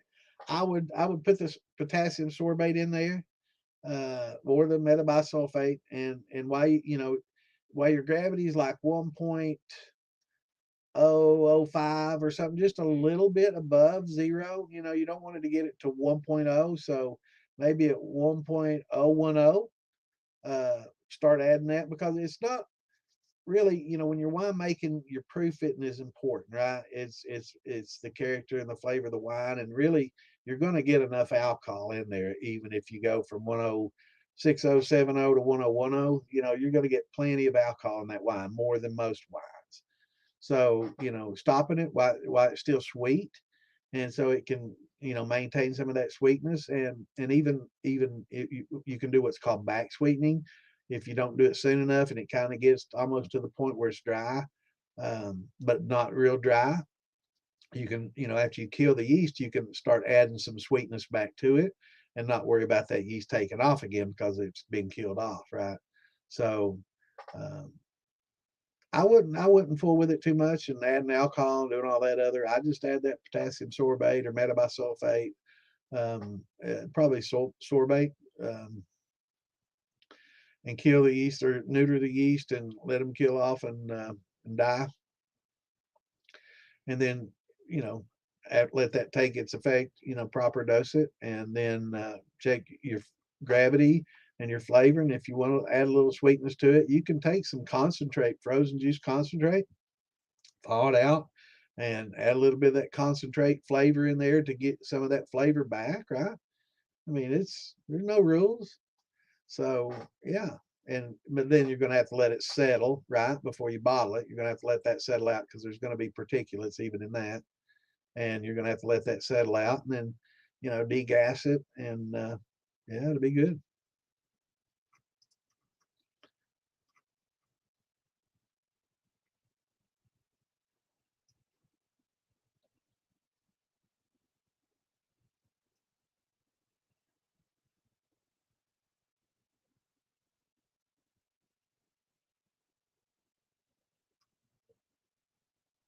Is that kind of like the Boca? I'm guessing.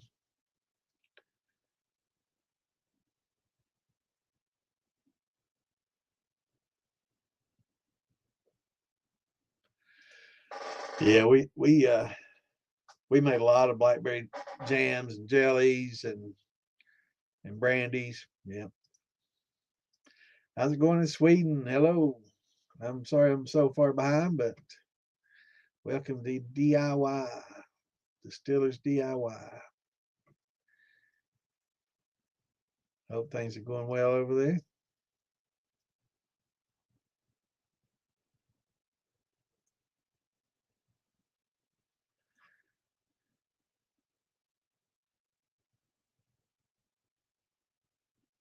You can never have too many.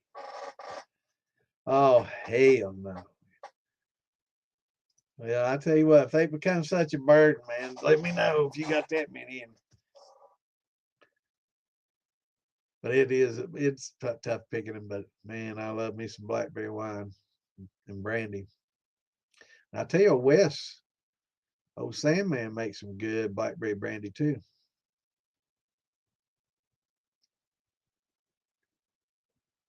Well, I hope they're the right kind now. You gotta make sure you got the right juniper berries.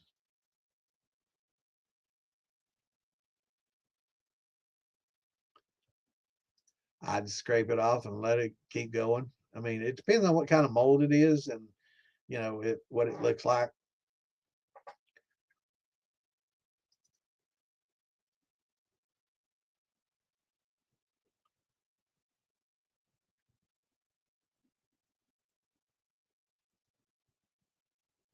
Yeah, exactly. Just skim it.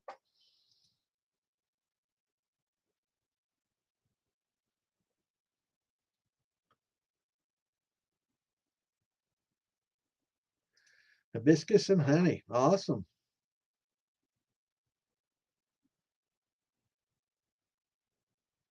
Right. So yeah, you can pasteurize it, get it up to a certain temperature, right? And kill the yeast off. But they found, especially Jason, with this, try using the potassium sorbate next time because that high temperature, getting it up to that high temperature, close to boiling, 160, 80, or 200 boiling, it really will take some of those floral notes away that you're used to, unless you vacuum boil it. Um, but yeah, it's going to take some of those flavors away. So if you can use that potassium sorbate, most of that'll gas off, and you won't really be able to taste it after a few days. But it definitely works. And right, so yeah, definitely try to use the potassium sorbate method. Just neuters the yeast. Eventually, they just get old and die, and they just don't reproduce anymore. So they all just die off, and and you don't have to worry about raising that heat up because that heat will take a lot of those floral notes that you're wanting from that hibiscus away. So try using the sorbate and compare and see how that works for you.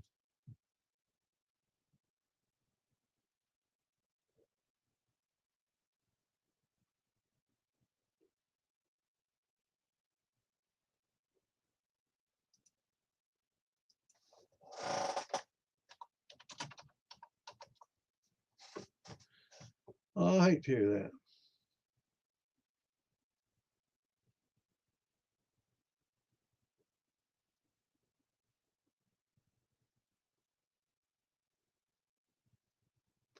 Yeah, that just happened.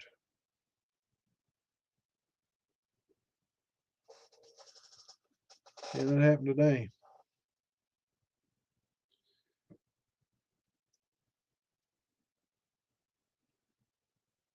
If you're a deadhead, you know. Well, prayers to his family. I hate to hear that. Yeah, Bob Weir.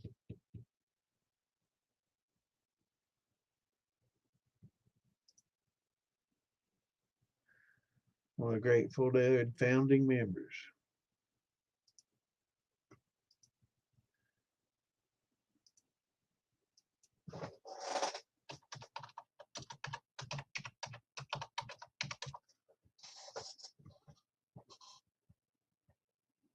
Yeah,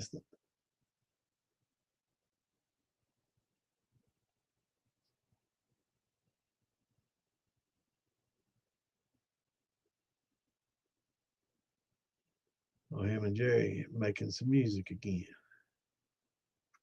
Yeah, it sucks.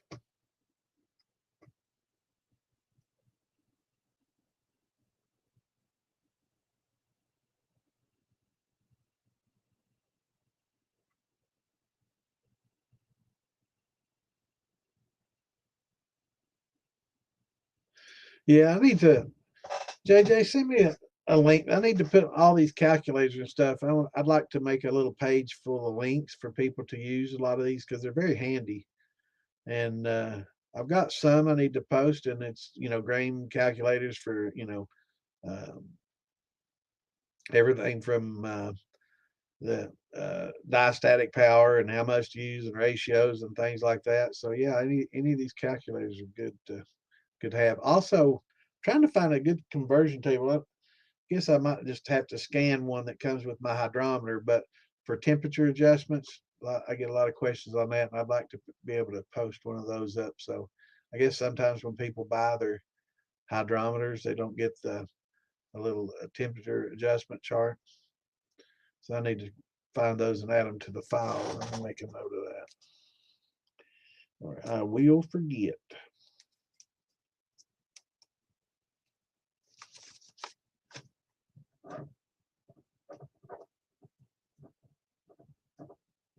But I'd like to make a little page of links for calculators.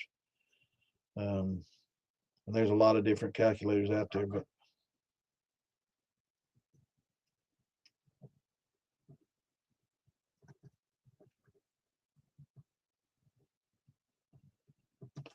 yeah, need to add to the files. Good, good. That's what you use with your mead is EC1118. It's good. Try some Lalvin D47 with your mead next time, Jason. If you want to try something different, it especially because you like florals, you'll definitely appreciate that. That D47 will definitely work well with the hibiscus and honey that you got. Try it out. I think you'll be pleasantly surprised and pleased with your selection. It's really good with that. And that's what people note about it is use in meads and its floral notes. That's one of the things it's really known for. So give it a shotty shot. See what you think about it. I think you'll like it. Good, good. Yeah, a lot of people don't know. Not all juniper berries are okay to use in your botanicals. So you got to know what the tree is, and you got to be really, really astute at identification because some are toxic. I mean, not necessarily kill you toxic, but make you sick and give you some issues, right? And they're very common. The bad ones are very common. So yeah, be very careful.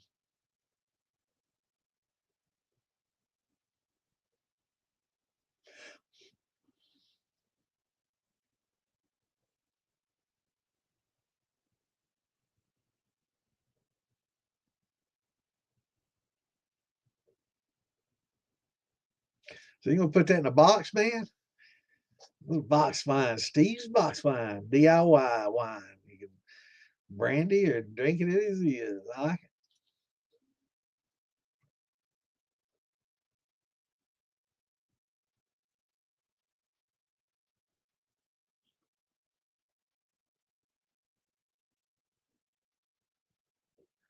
it. There are like a couple of different varieties. I'm not sure, but I'm I'm under the impression that there's only like one that isn't.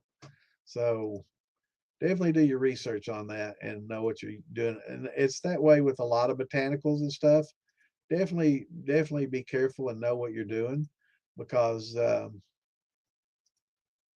it's it's it's it's good to experiment, but sometimes experimentation can lead to mistakes and sickness and even death. There's a lot of people that learned a lot of these things the hard way. And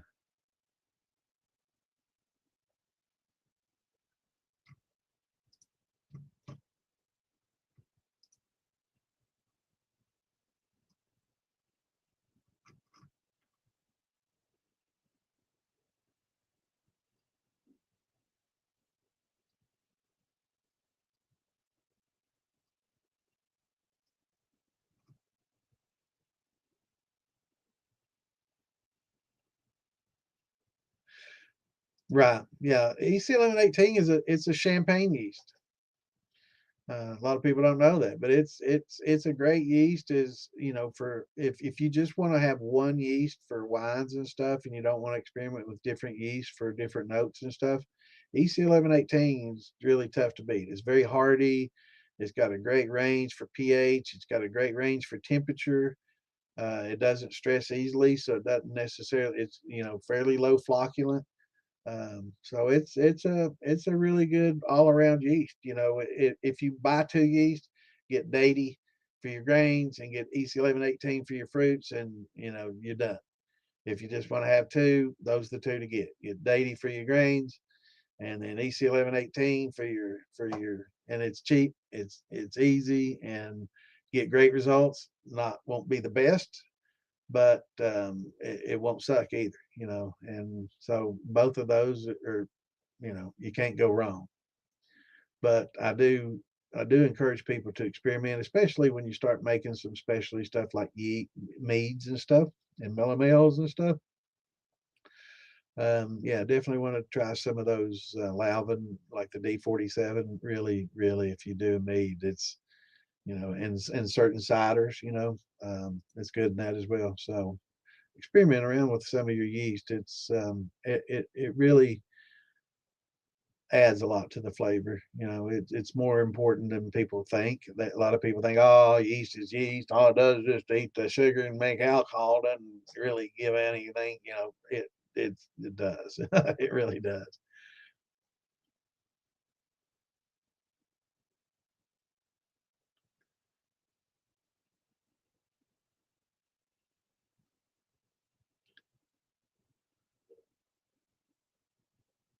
Yeah, yeah. Just get you a small packet. You don't have to buy a big brick. Just buy a packet and test it on a small scale and see what you think. And you can also take that small packet and propagate it and make a brick out of it, right?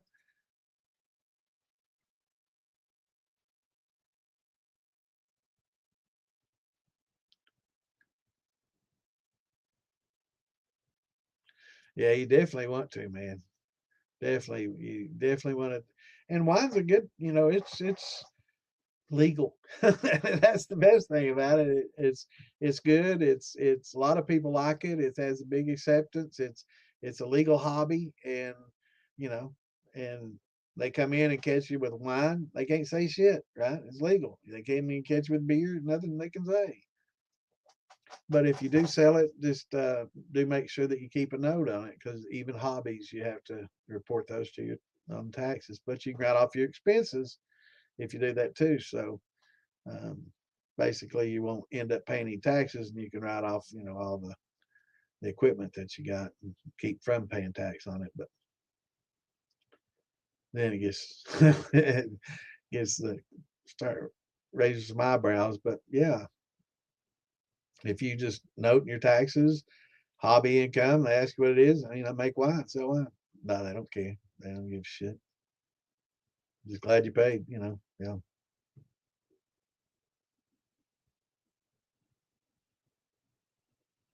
Yeah, that's exactly right. If it doesn't work out as a wine and it's just not that good, run it.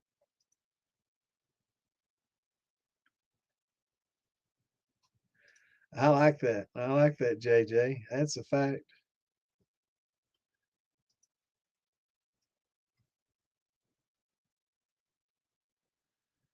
Bombay Sapphire. Tell you, Lisa Lowry's got some interesting gins, some really good gins, and there's a lot of good gins that are coming out that's not all juniper berry and all piney tasting. There's a lot of good floral and a lot of interesting uh, combinations coming out. And like Fibly, made some with a lot of like a lot of the lemon peel, orange peel, and a lot of different um, botanicals other than the juniper berries.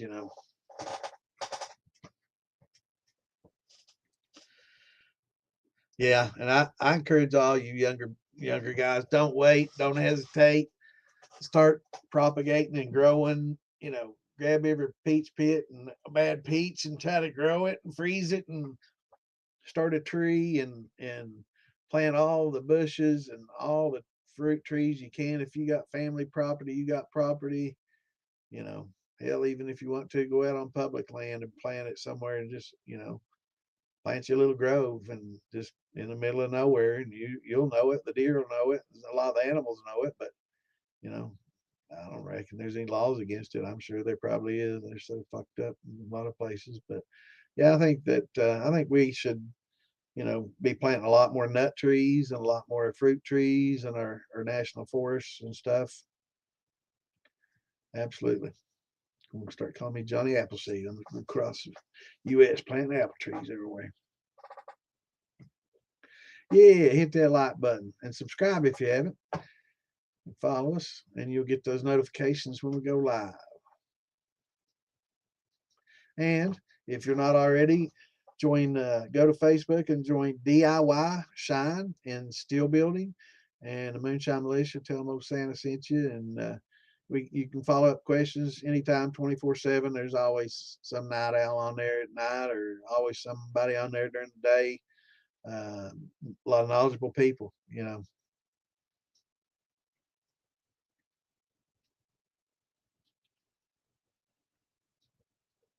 There it is. I knew you'd come through. Yeah, for those high oak runs, you definitely want to use something to help break up that. It's basically like high temp amylase, that what we use for you know, the corn to break down the gelatinized corn to get those starches converted. Um, yeah, to cut through that sliminess. Like I'm gonna have to get some. So, which of those, Clint, did you say the best? I think you said the Visco Seb is probably the best one all around, because I need some for, I'm gonna do a all grain, probably do an all wheat vodka because I get wheat pretty cheaply.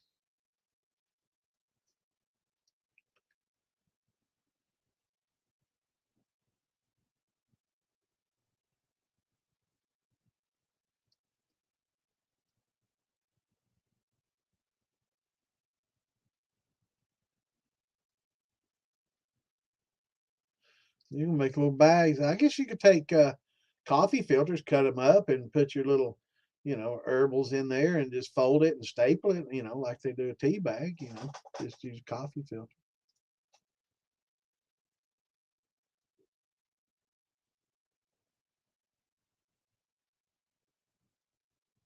Yeah, and for those that don't know, you can, you know, you can put your yeast, like we were talking about earlier, how you rinse it and clean it and get it, you know, with the distilled water and get the alcohol out. You know, just mix it up and keep getting alcohol, you know, in the water. Keep adding water to it. Stir it up real good. Let it settle. Pour all the liquid off or rack it off, and then pour some more distilled water in there and stir it up, and it'll help get all that alcohol away from the yeast, because that'll eventually kill them, right? And so, and then, you know, you can pour a lot of that off. And you can also get, when you stir it up real good and get it all milky, you can float you in some, you know, some oak or some porous wood that's not toxic, and make a log out of it, right? And all that yeast will go into those pores and dry up and become dormant, and they'll live. They'll live there. I mean, you can go to the Arctic and dig through some layers of ice and pull out some matter, and there'll be yeast in there that's dormant. There'll be, you know, probably acetobacters, and there are lots of, you know, organisms and stuff that's just been dormant that can be revitalized very easily. So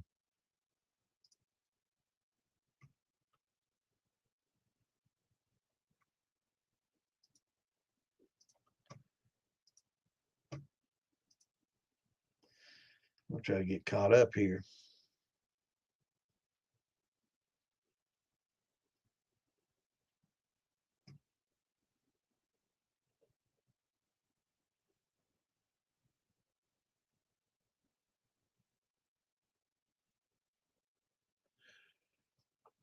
Yeah, if you can stop it before it goes dry, sometimes even if you back sweeten it after it dries, it gets that dry.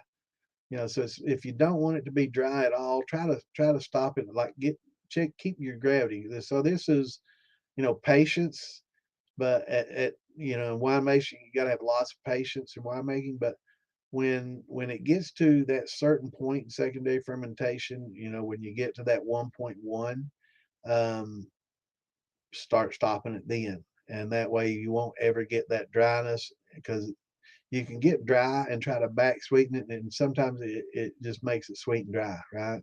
So sometimes, stop it early, work on stopping it early.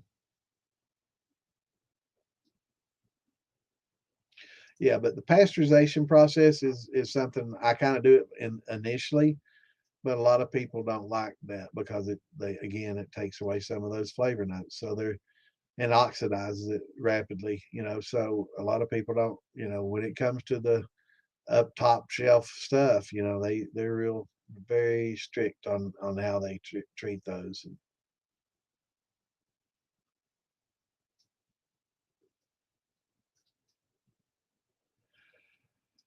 Yeah, secondary fermentation lasts a long time, Steve. So you do your primary fermentation, and then you rack off the clears once it settles, right? So that'll be a couple of weeks generally with the fruit. Go slow, lower temperature yeast goes a little bit slower, and then you'll just rack it off. So any flocculence at the bottom you'll want to leave behind.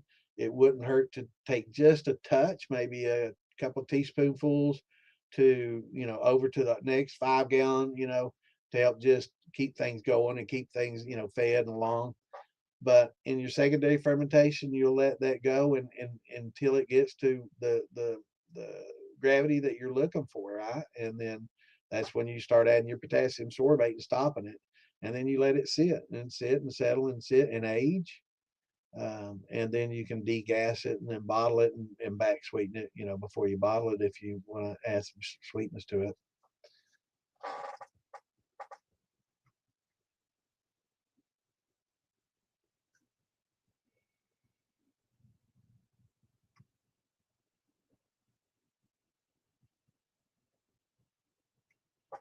Yeah, you shouldn't be getting a lot of metals unless if you filter or use good water to begin with, you shouldn't be introducing any metals or have any issues with that.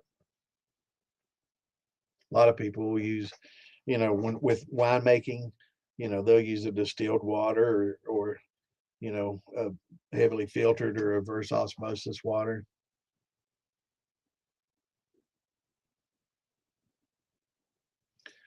Yeah, if you do use RO water, you definitely have to add some minerals in there back, especially if you're gonna, you know, make brandies and stuff. But yeah, you add a little calcium and you can supplement RO water and make it decent.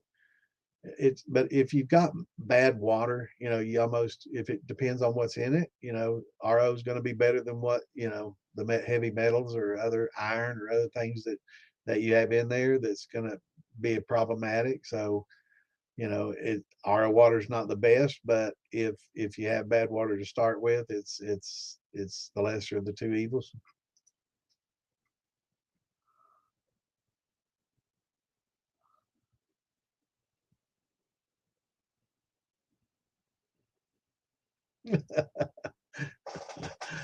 Yeah,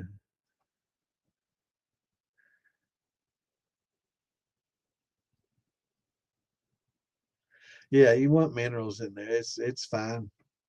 Just don't want iron or candida or what is it? Not candida. What is that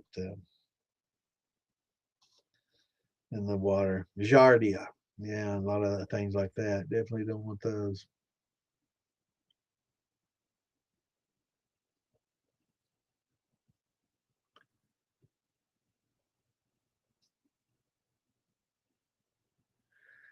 All right, brother. Let me know.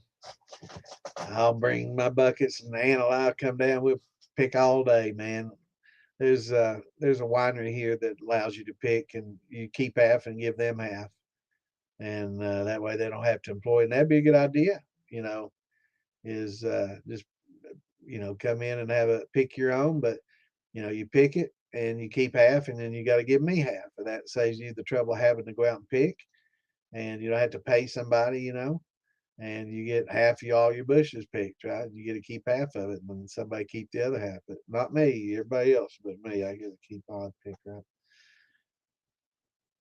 But yeah, I've got some property in Eastern Kentucky that's got a shitload of blackberries, but it's 2.5 hours away, about the same, and it's just, but I need to drive there anyway, go check it out. I haven't been up there in a while. Yeah, yeah, you can clone them. Absolutely.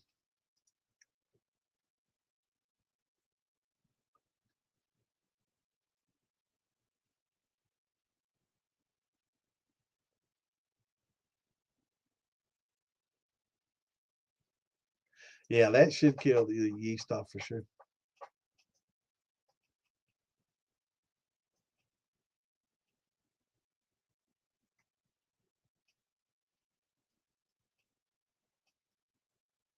Sounds good, brother.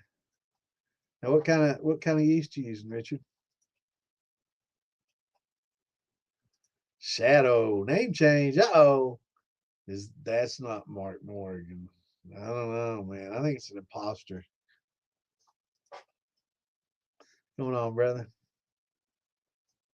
I know. I'm not gonna wait. You probably said it already, so I'm just gonna go ahead and do it. Yeah, I'm still way about 20 minutes behind now, not 30.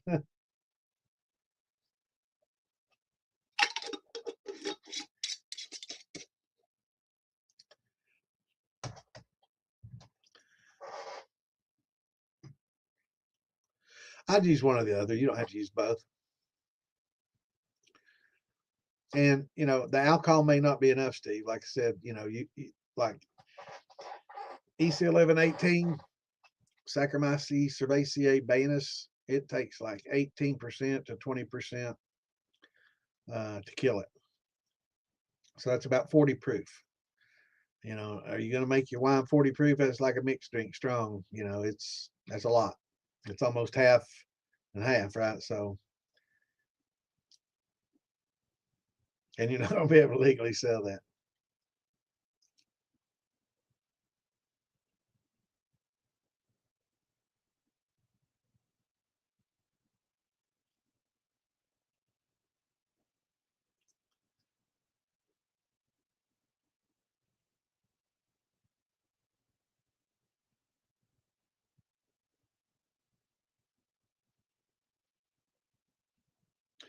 Awesome. Well, happy birthday.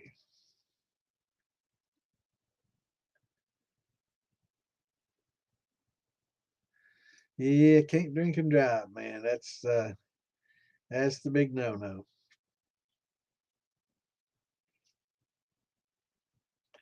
Yeah.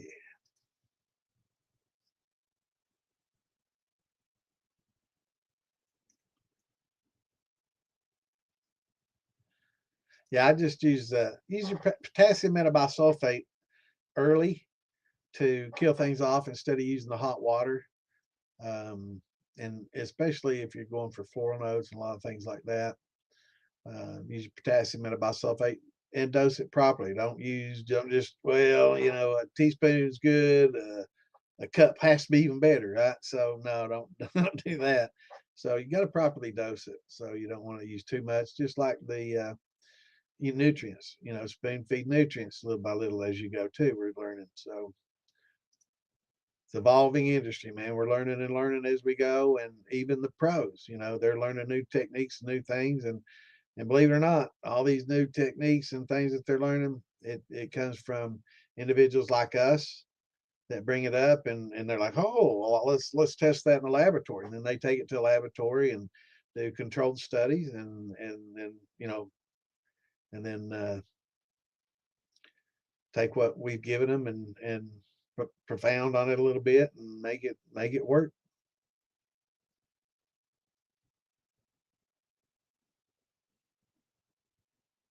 Yeah, 30% is just 15.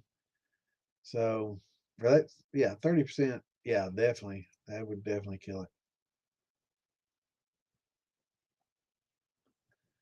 What's going on, Wormy? Good to see you, brother.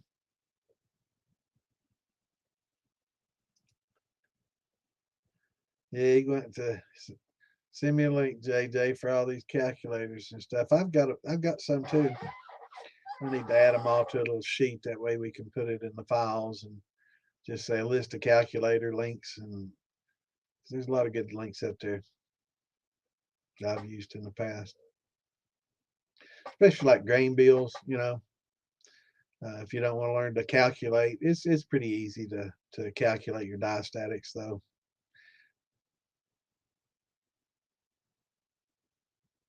Oh, you'll definitely get higher alcohol, but with me's like a beer, it's not necessarily always about high alcohol content. A lot of times it's with flavor. So you'll get more subtle notes and flavors with the D47. And well, it's just all based on taste too and what you want, right? If you're shooting for alcohol, yeah, you can't go wrong with using EC 1118. It's definitely, or 1111. Yeah, they are both really good with honey. Richard knows.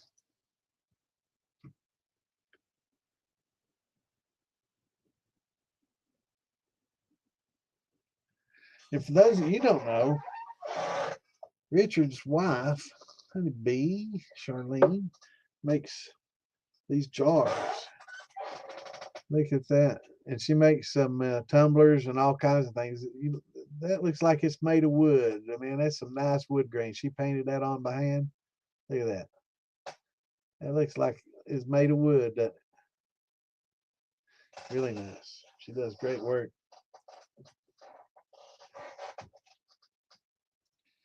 Yeah, I got you, bro. I'm a little bit late for the party, but hey,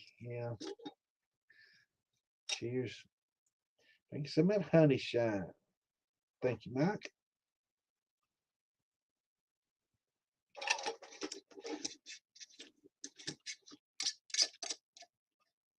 That'd be good once it ages too. It'd be a little better once it has a little time to age and estrify.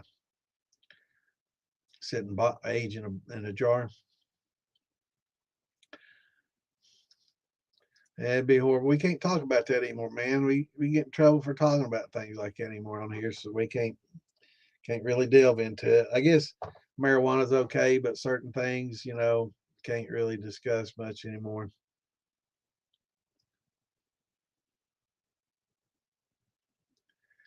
Yeah. Yeah, it's I don't, with mushrooms, I've always been really weary. There's just too much risk involved, unless you're really knowledgeable. It's best to leave the mushrooms to somebody who knows, or just get them off the shelf at the store because it's pretty dangerous.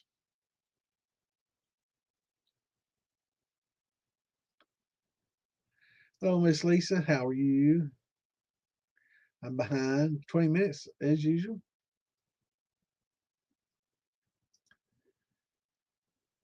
I like that pic you posted. Looks good. It's a good pic of you.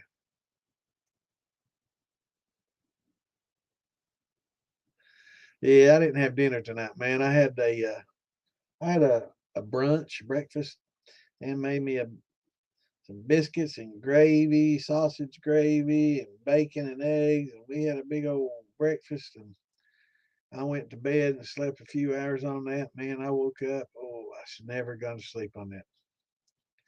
Feel horrible. What's going on, G Liz?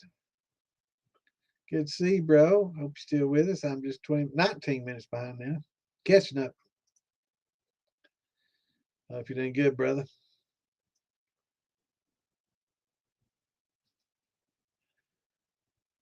Yeah, you want to get that blue yeast, for the tequila.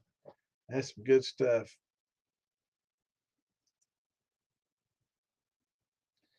It's special for it, but it really you want to use it. It makes a difference. And like we talked about in the past, a lot of these yeast they'll use enzymes and other things that are specific, like some of these rum yeast, to help the molasses along. I'm sure there's some unfermentables most probable in blue agave. So some of this blue yeast probably help with that as well.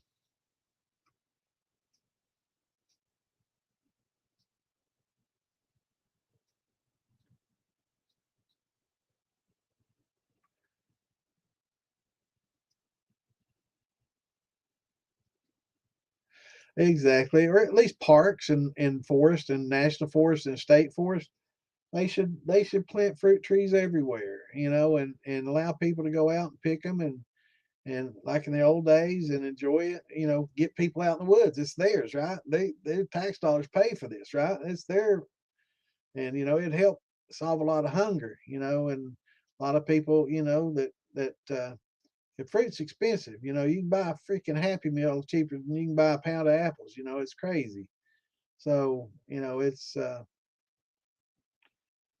yeah, I think there should all the parks, big national parks, all the national forest, state forest, they should fill them full of nut and fruit trees, man, and instead of cutting them down and considering them a nuisance, and you know, and it would help the game, it'd help everything, all the animals, help the whole ecosystem, big time.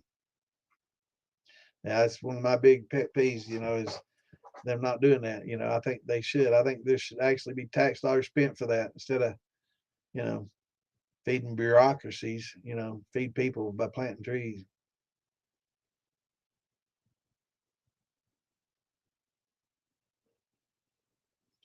Hey, but those insects, man, those get eaten by other animals, and it's all part of the system, and those insects feed the bats, and the bats, eat the mosquitoes. The mosquitoes spread the disease, so you never know. You might end up with less mosquitoes and plant more fruit trees and get more, right? I'm crazy. I really do. And even if they're not maintained and pruned properly, they'll still grow wild and propagate and die off, and new ones will grow up around it, and you know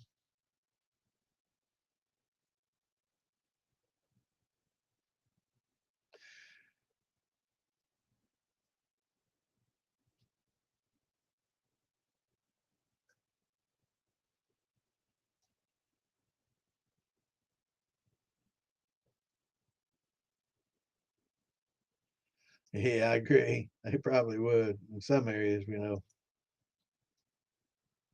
They'd rather tax dollars go into a fund that they can skim 80% off of, and then feed people with the remaining 20%.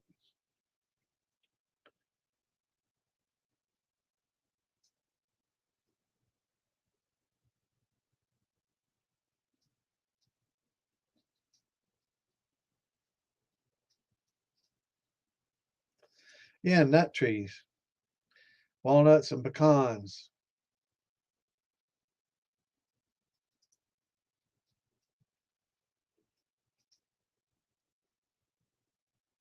But even in now, a lot of people are too lazy. They'd rather just get that check in the mail and go cash it and go to the grocery store than go out and pick, some nuts.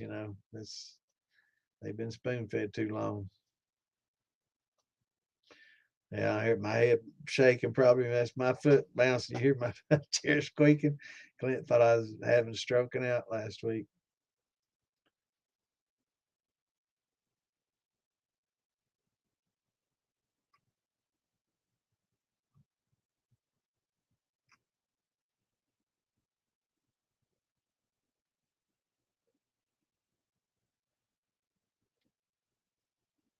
Yeah, make that yeast log.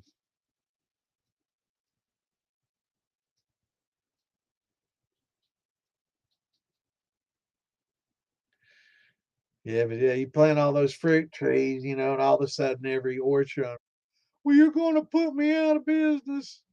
You're going to run me out of business.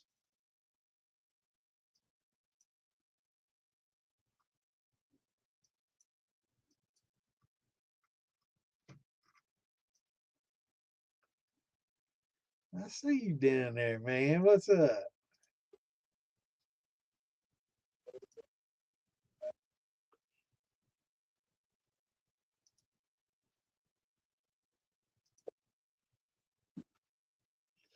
Let's see. Let me put my headphones on. Clint, what's going on, man? I don't know if you can hear me, but on my I can TV, hear you. we're going out of Your going off. internet's going out. Yeah, Oh hell, Clint's internet's gone out. He's come on it. Oh, you're on your phone. yeah, I'm on the phone now. I'm I trying think to it's add you. Wi-Fi or not Wi-Fi, but the cell phone signal.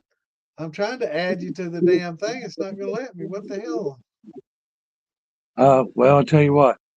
Wait a minute. Wait a minute. Wait a minute. Let me get this out of There the we go. microphone. There we go. There we go. All right, Okay. everybody. Here's Clint. He's on here. Everybody now gets to see the face. I scrolled on down to the bottom. I thought somebody was, when I seen you jump in there, I thought, man, we got a troll. Somebody's saying some crazy stuff on here. So I scrolled down to the bottom and to see if that was the case. Well, hello, So everybody.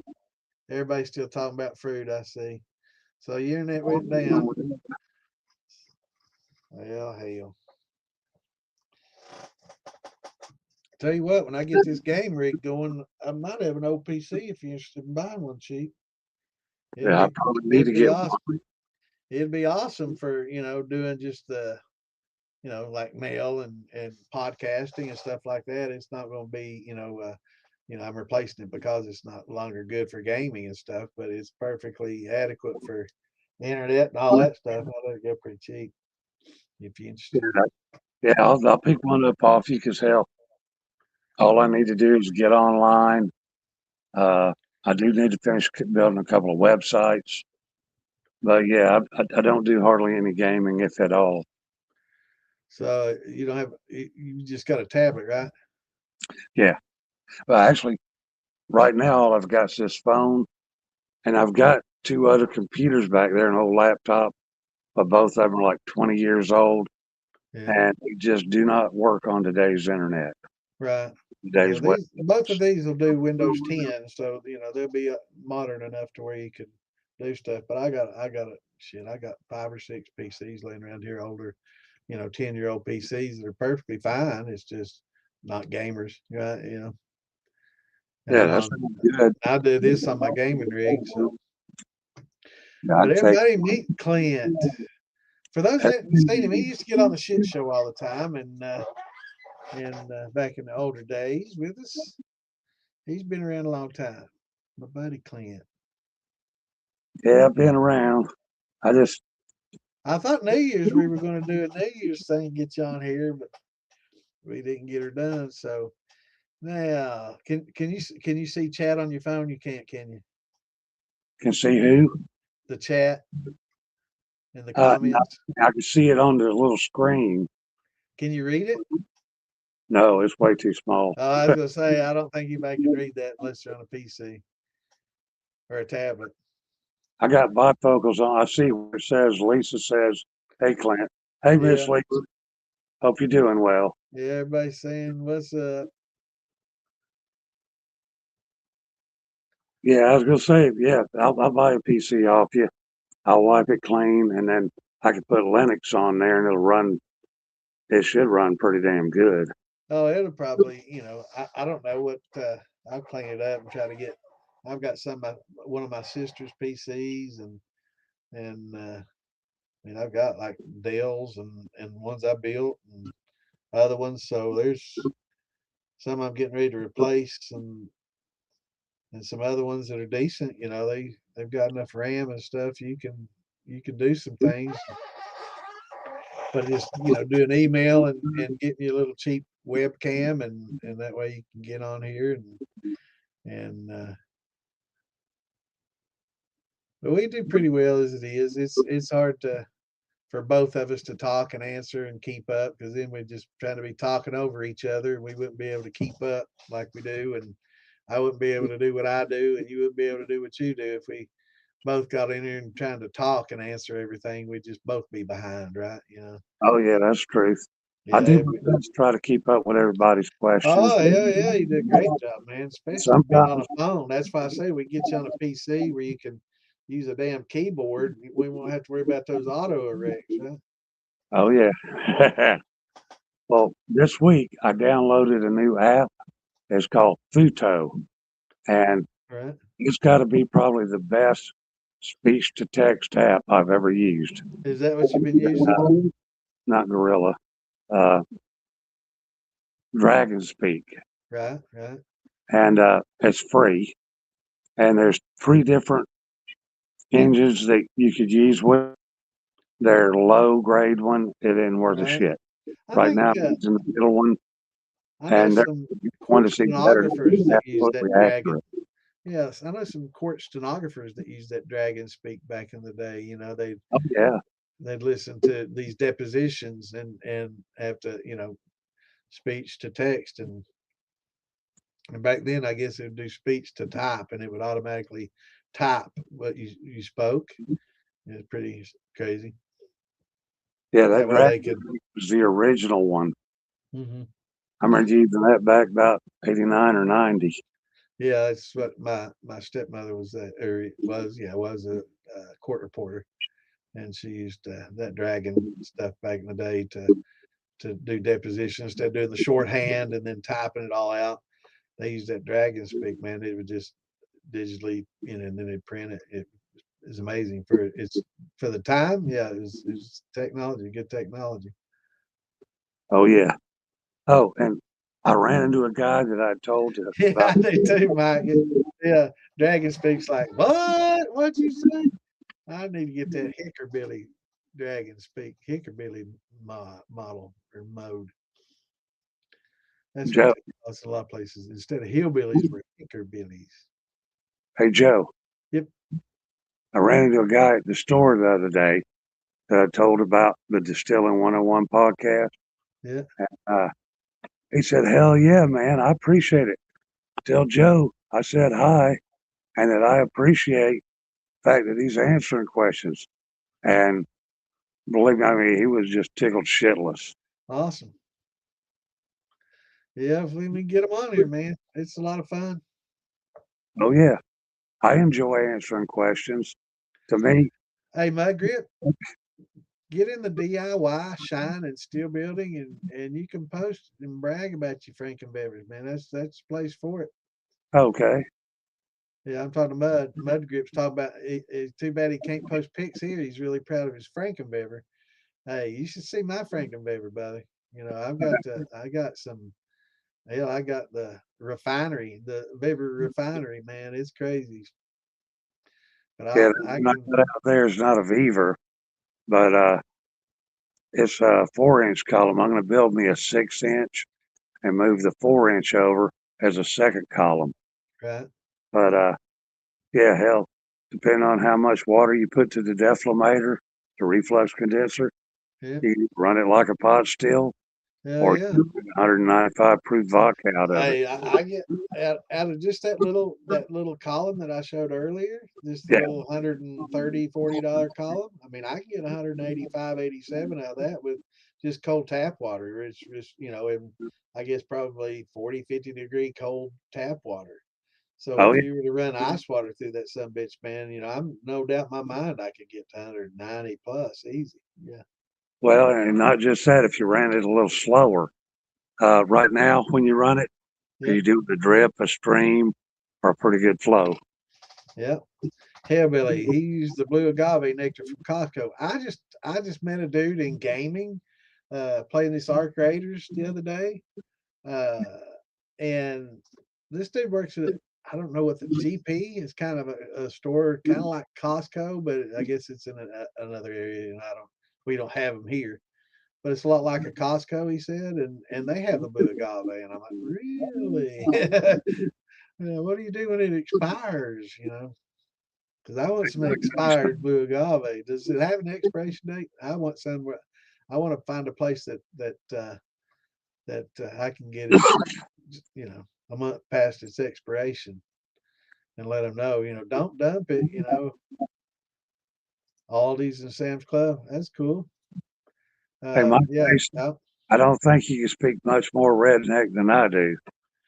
Shit, man. I tell you, I got the Hickorbilly down, man. Everybody hears me talking. They're like, "Where you from? Texas, West Virginia?" Nope, nope. Yeah, it's like Kentucky. Oh, they'll never guess Kentucky. I guess unless you've been here, you don't really think about it. But really, it's Eastern Kentucky. It's a unique accent that it's not a lot of other people in any other place has it. And I guess that's why we got so many, country and western country stars, from that area and bluegrass stars because it's they definitely got the accent for the country music. Yeah, Lisa's got to Joe. run the dogs before the storm. Yeah, it's going across the whole southeast and I guess northeast too. Just starting to Yeah, snow. All right, be careful out there. we had there was a squall came through about 2 hours ago. Richard likes it on his toast. Yeah, I've often wondered, I've never used it. And I've often wondered why the grocery stores and stuff sell it. I've never used it because it's always just been so expensive and I just use regular syrup and stuff. But I guess, a lot of people like it on their pancakes and other things.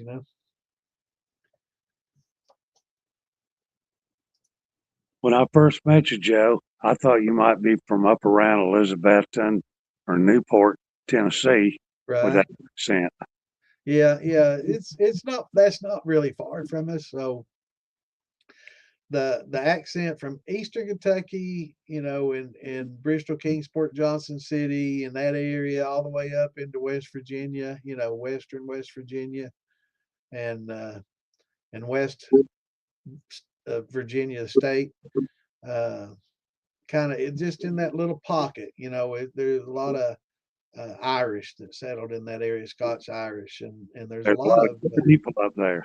yeah, and there's a lot of terms that we use, a lot of the things in our speech that are old English and old, from the old world, and yonder and holler and a lot of those things, that nobody uses, in other places all over the U.S., but kind of unique to our area. And they've written some books on it, and how we've managed to maintain, a lot of the old English sayings and speech that a lot of other people don't use anymore. It's Oh kind of yeah, got my away lady from. before she passed away, that's where she was born and raised, just south of Johnson City, Yeah, and we lived down there in Knoxville. But man, I used to have some good times. We'd go up there to Johnson City or up to Bristol. yeah, Yeah, we'd have a ball. yeah. It's a pretty big area. That was a big city compared to where I was from. Yeah, that was big time, man. Down there, man. That's the big city. Yeah, now her family, uh, they lived all up in there and up into the tip of eastern Kentucky and just across the hill over there in one of the two Carolinas. Right. But yeah, she had some kinfolk lived over there Yeah, Hillbilly's he's moved engaged. down there. He's next to Newport down there. Yeah, Yep. He made the big move. Guess he's loving the pace of life, man. It's so much slower and more relaxed and easy going and less stress, less dangers. It's just a lot different, man. It's a lot different way of life. Yeah, I gotta go put all my flavors back up at the bar. But yeah, there's a lot of interesting little flavors you can use. I love that salted caramel Tarani. There's some good stuff. And the hazelnut. Both of those do pretty well with some vodka. Yeah, I'm looking forward to trying out my column. I ain't got it put together yet. I've been so busy doing other stuff, not feeling well and doing things, and well, anyway, I've got brandies to run, so I'm not going to bother with the column for that brandy, but I do want to put it up and run that watermelon through it and some other stuff that's not, all that. with those type of glass columns like you have, that the bubble plate set in a gasket. Be very Mhm. careful when you slide them up in there. Make sure they're even and you don't have no gaps. Yeah, And of course, make sure you got your bubble plate up right side. You right, don't right. cameras pointing up. Yeah, yeah. You got get a little height on your down combers. That way you get a little puddle, on top. Yeah. Yeah, you don't want it sticking up, the high side points down yet. Joe, have you ever tried running perforated plates? Well, I think these are both perforated and have no, I haven't run it just plain perforated. Yeah, Um, perforated plates, you've got a minimum wattage or BTUs that you've got to put into your boiler right, just to get them to, to fill up the damn plates. right. But bubble plates are more forgiving. They will hold liquid uh, to a certain degree, Well, you regardless got of those how much. down combers they won't overfill because you got that big down comber that'll let it all drain down. Yeah. Yeah, Plus, they'll hold enough right there below the top edge of the downcomer that it'll force vapor up through the liquid. But now with a true perf plate, the only thing that's going to hold that liquid on the plate is the vapor or the volume of right, vapor going up through it. right. And the When volume of reflux coming down. vertical, Yeah, you want to make it dance on there. You want to load your plate properly. You get too much and you got too much reflux yeah, you and got not what? enough vapor. And then you get too little, you got too much vapor, not enough reflux. So that's why you can adjust that deflator, and load your plates properly to get just the right amount of dwell time, I guess you could say. Yeah, Yeah. yeah, you got to get that aqueous bed, as they call it, just right.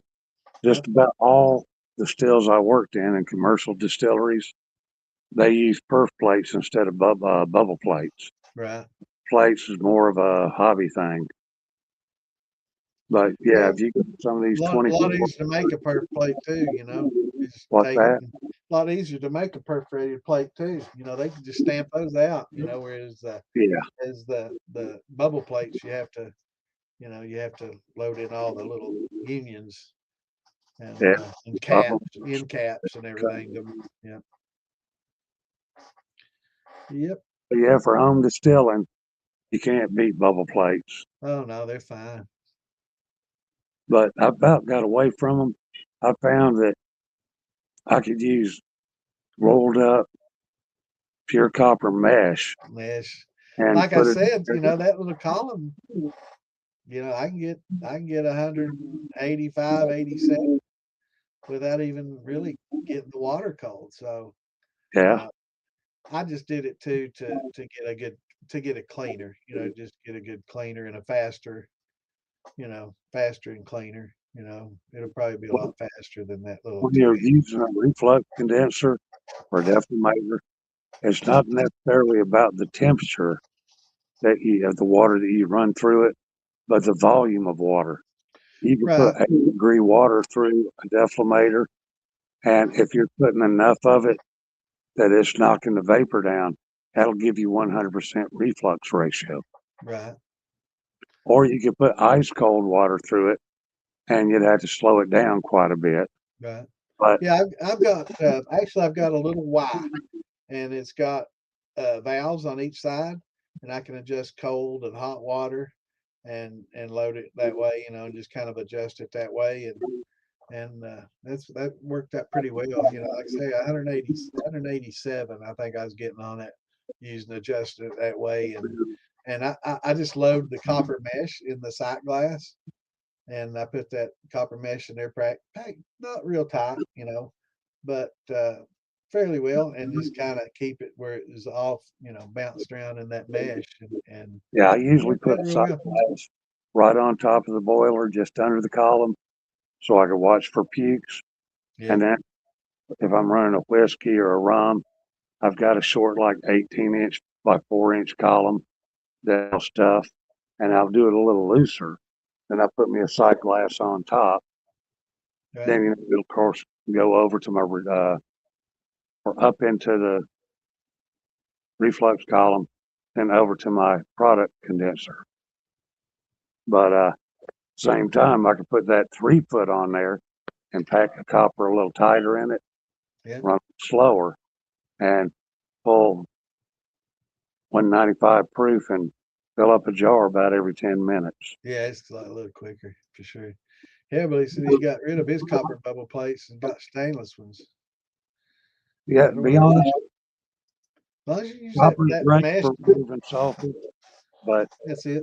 That's it. stainless is just so much easier to deal with, less maintenance, it lasts longer. Mesh is the way to go for sure. Yeah, You know, definitely. it's easy to rinse that mesh out, clean it out, and then reuse it a few times. It's cheap. When it's done, it's done. You can recycle it, throw it in the recycler. I'm sure they can recycle it and just roll you out And some I think more. the It's best pretty cheap. place to buy mesh is if you'll go to one of those pest control companies online, you get the damn copper mesh dirt cheap. Yeah, make sure that But they doesn't use have it, the steel they plates. use it for like stuff in holes to stop rats. Yep, They put it up in holes to stop bats and birds and yep, squirrels. And there's nothing on it. It's just pure copper. yeah. And some, but some of it though, It anywhere. I ordered some on Amazon, and it was some copper plated steel. You know, so I learned my lesson pretty quickly on that. So Yeah. you got to read real closely, and I think they lied basically. They said it was 100%, and it wasn't. And I don't even think they're on there anymore. But yeah, you got The to be copper careful. plate steel, that shit'll rust on you. Oh, it's horrible. It'll run a run. Oh I yeah. ran it and did it. I mean, it literally breaks down during the run. It gets black and dark, and it just yeah, it's horrible. I mean, it may be fine for furniture for scrubbing, you know, and Oh, refinishing furniture and stuff like that. That's what they use it for. But yeah, for that it sure mess things up. well, hey, Certainly Joe, did. I'm gonna get off here. I'm about to go get that dinner out of my Yeah. car. All right. Yeah, it's about time to stop Really anyway. We're appreciate getting pretty that. close to 11. So I can meet everybody. Yeah, it's good to yeah, everybody got That's to my meet money. Clint. Maybe we can get Alan Bishop on here. We can all three get on and do a chat, the three of us. That's going to Uh, be on the for those that haven't told yet, Alan Bishop's going to be here on the 20th on of a- January, on Tuesday, January 20th. So 10 days away. all So it right. should be interesting. Yeah, we'll get Alan and Cliff all on here, Clint on here, Clintress on here together, and we'll all do a little. I wonder if Alan has ever worked in the Strand Street Distillery out in Galveston, because I swear to God, he looks familiar. I I don't know. worked out I don't think so. I think he's been an Indiana boy pretty much. Been around Indiana his life. He came to Kentucky. He worked for an outfit out of Kentucky for a while, yeah. or maybe they had something. The outfit out of Kentucky may have had something local to him there before he went to French Lick. But I don't know. We'll have to ask him. You know, it's Well, I had to ask him. check that resume out. Yeah, yeah. But Yeah, I'd like to meet go him. ahead and call it time. It's good. It's about time to call it. I'm surprised. The way I felt at 7:30. I didn't even think I was going to do the podcast tonight because I felt horrible, and then started feeling a little better. So I said I gotta get on here. Anyway, it always makes me feel better getting on here and chatting with everybody and hanging out. So that's good medicine for me. You know, getting on here and visiting with my buds, all my friends on here. And I appreciate all of you for coming in and tuning in with us. And we'll be back Tuesday at 8 o'clock Eastern. And hope everybody has a great weekend and a good safe one. And try to stay out of the downtown if you live in urban areas, man. Things get a little crazy in some of these places. Not going to get too involved, but yeah, it's just sad times we're living in. So everybody stay safe and happy shining. We'll see you all Tuesday. Tuesday, what day is it? Tuesday the 13th. So we'll be back this Tuesday 13th at 8 Eastern. So good to see everybody hit that like button. And again, go to Facebook and join DIY Shine and Steel Building. And love to have y'all. We got a pretty good sized group. We're growing real fast, and we're encouraging everybody to get in there and ask your questions there as well. And a lot of times like Mud Grips was talking, you want to post your steel pics in there, you're welcome to. Um, Steel pics is fine. I'm gonna be honest with everybody. A lot of people like to post videos of them running, and I would discourage that. So if you're running, uh, maybe not the best of ideas, unless you're in Missouri where flashing is legal, and in which case it'd be perfectly fine too. So anyway, it's great seeing everybody. I hope everybody has a great weekend, and we'll see you cats here on Tuesday. That for me and Clint, both here live. So good night. Hey, I want to thank everybody for showing up and asking all the questions you do. Yep. If it wasn't for you guys, me and Joe would be sitting there twiddling our thumbs at night. Yep, this show's for you. This is your show. This isn't mine and Clint's show. This is your show where you come and you ask the questions, and we'll highlight them and give you stuff to ask you questions or answer. If you have some answers, or sometimes there's going to be some things we don't know nothing about, like the Sterling engines. The guy asked earlier. I've watched those. I do know. I'm pretty sure there was a Sterling engine in some of these old World War II fighter planes, but I guess that was spelled with an E instead of I. But anyway, it's always interesting. We get all kinds in here. But anyway, everybody have a great weekend. We'll catch you on Tuesday night. Peace out. Shine on.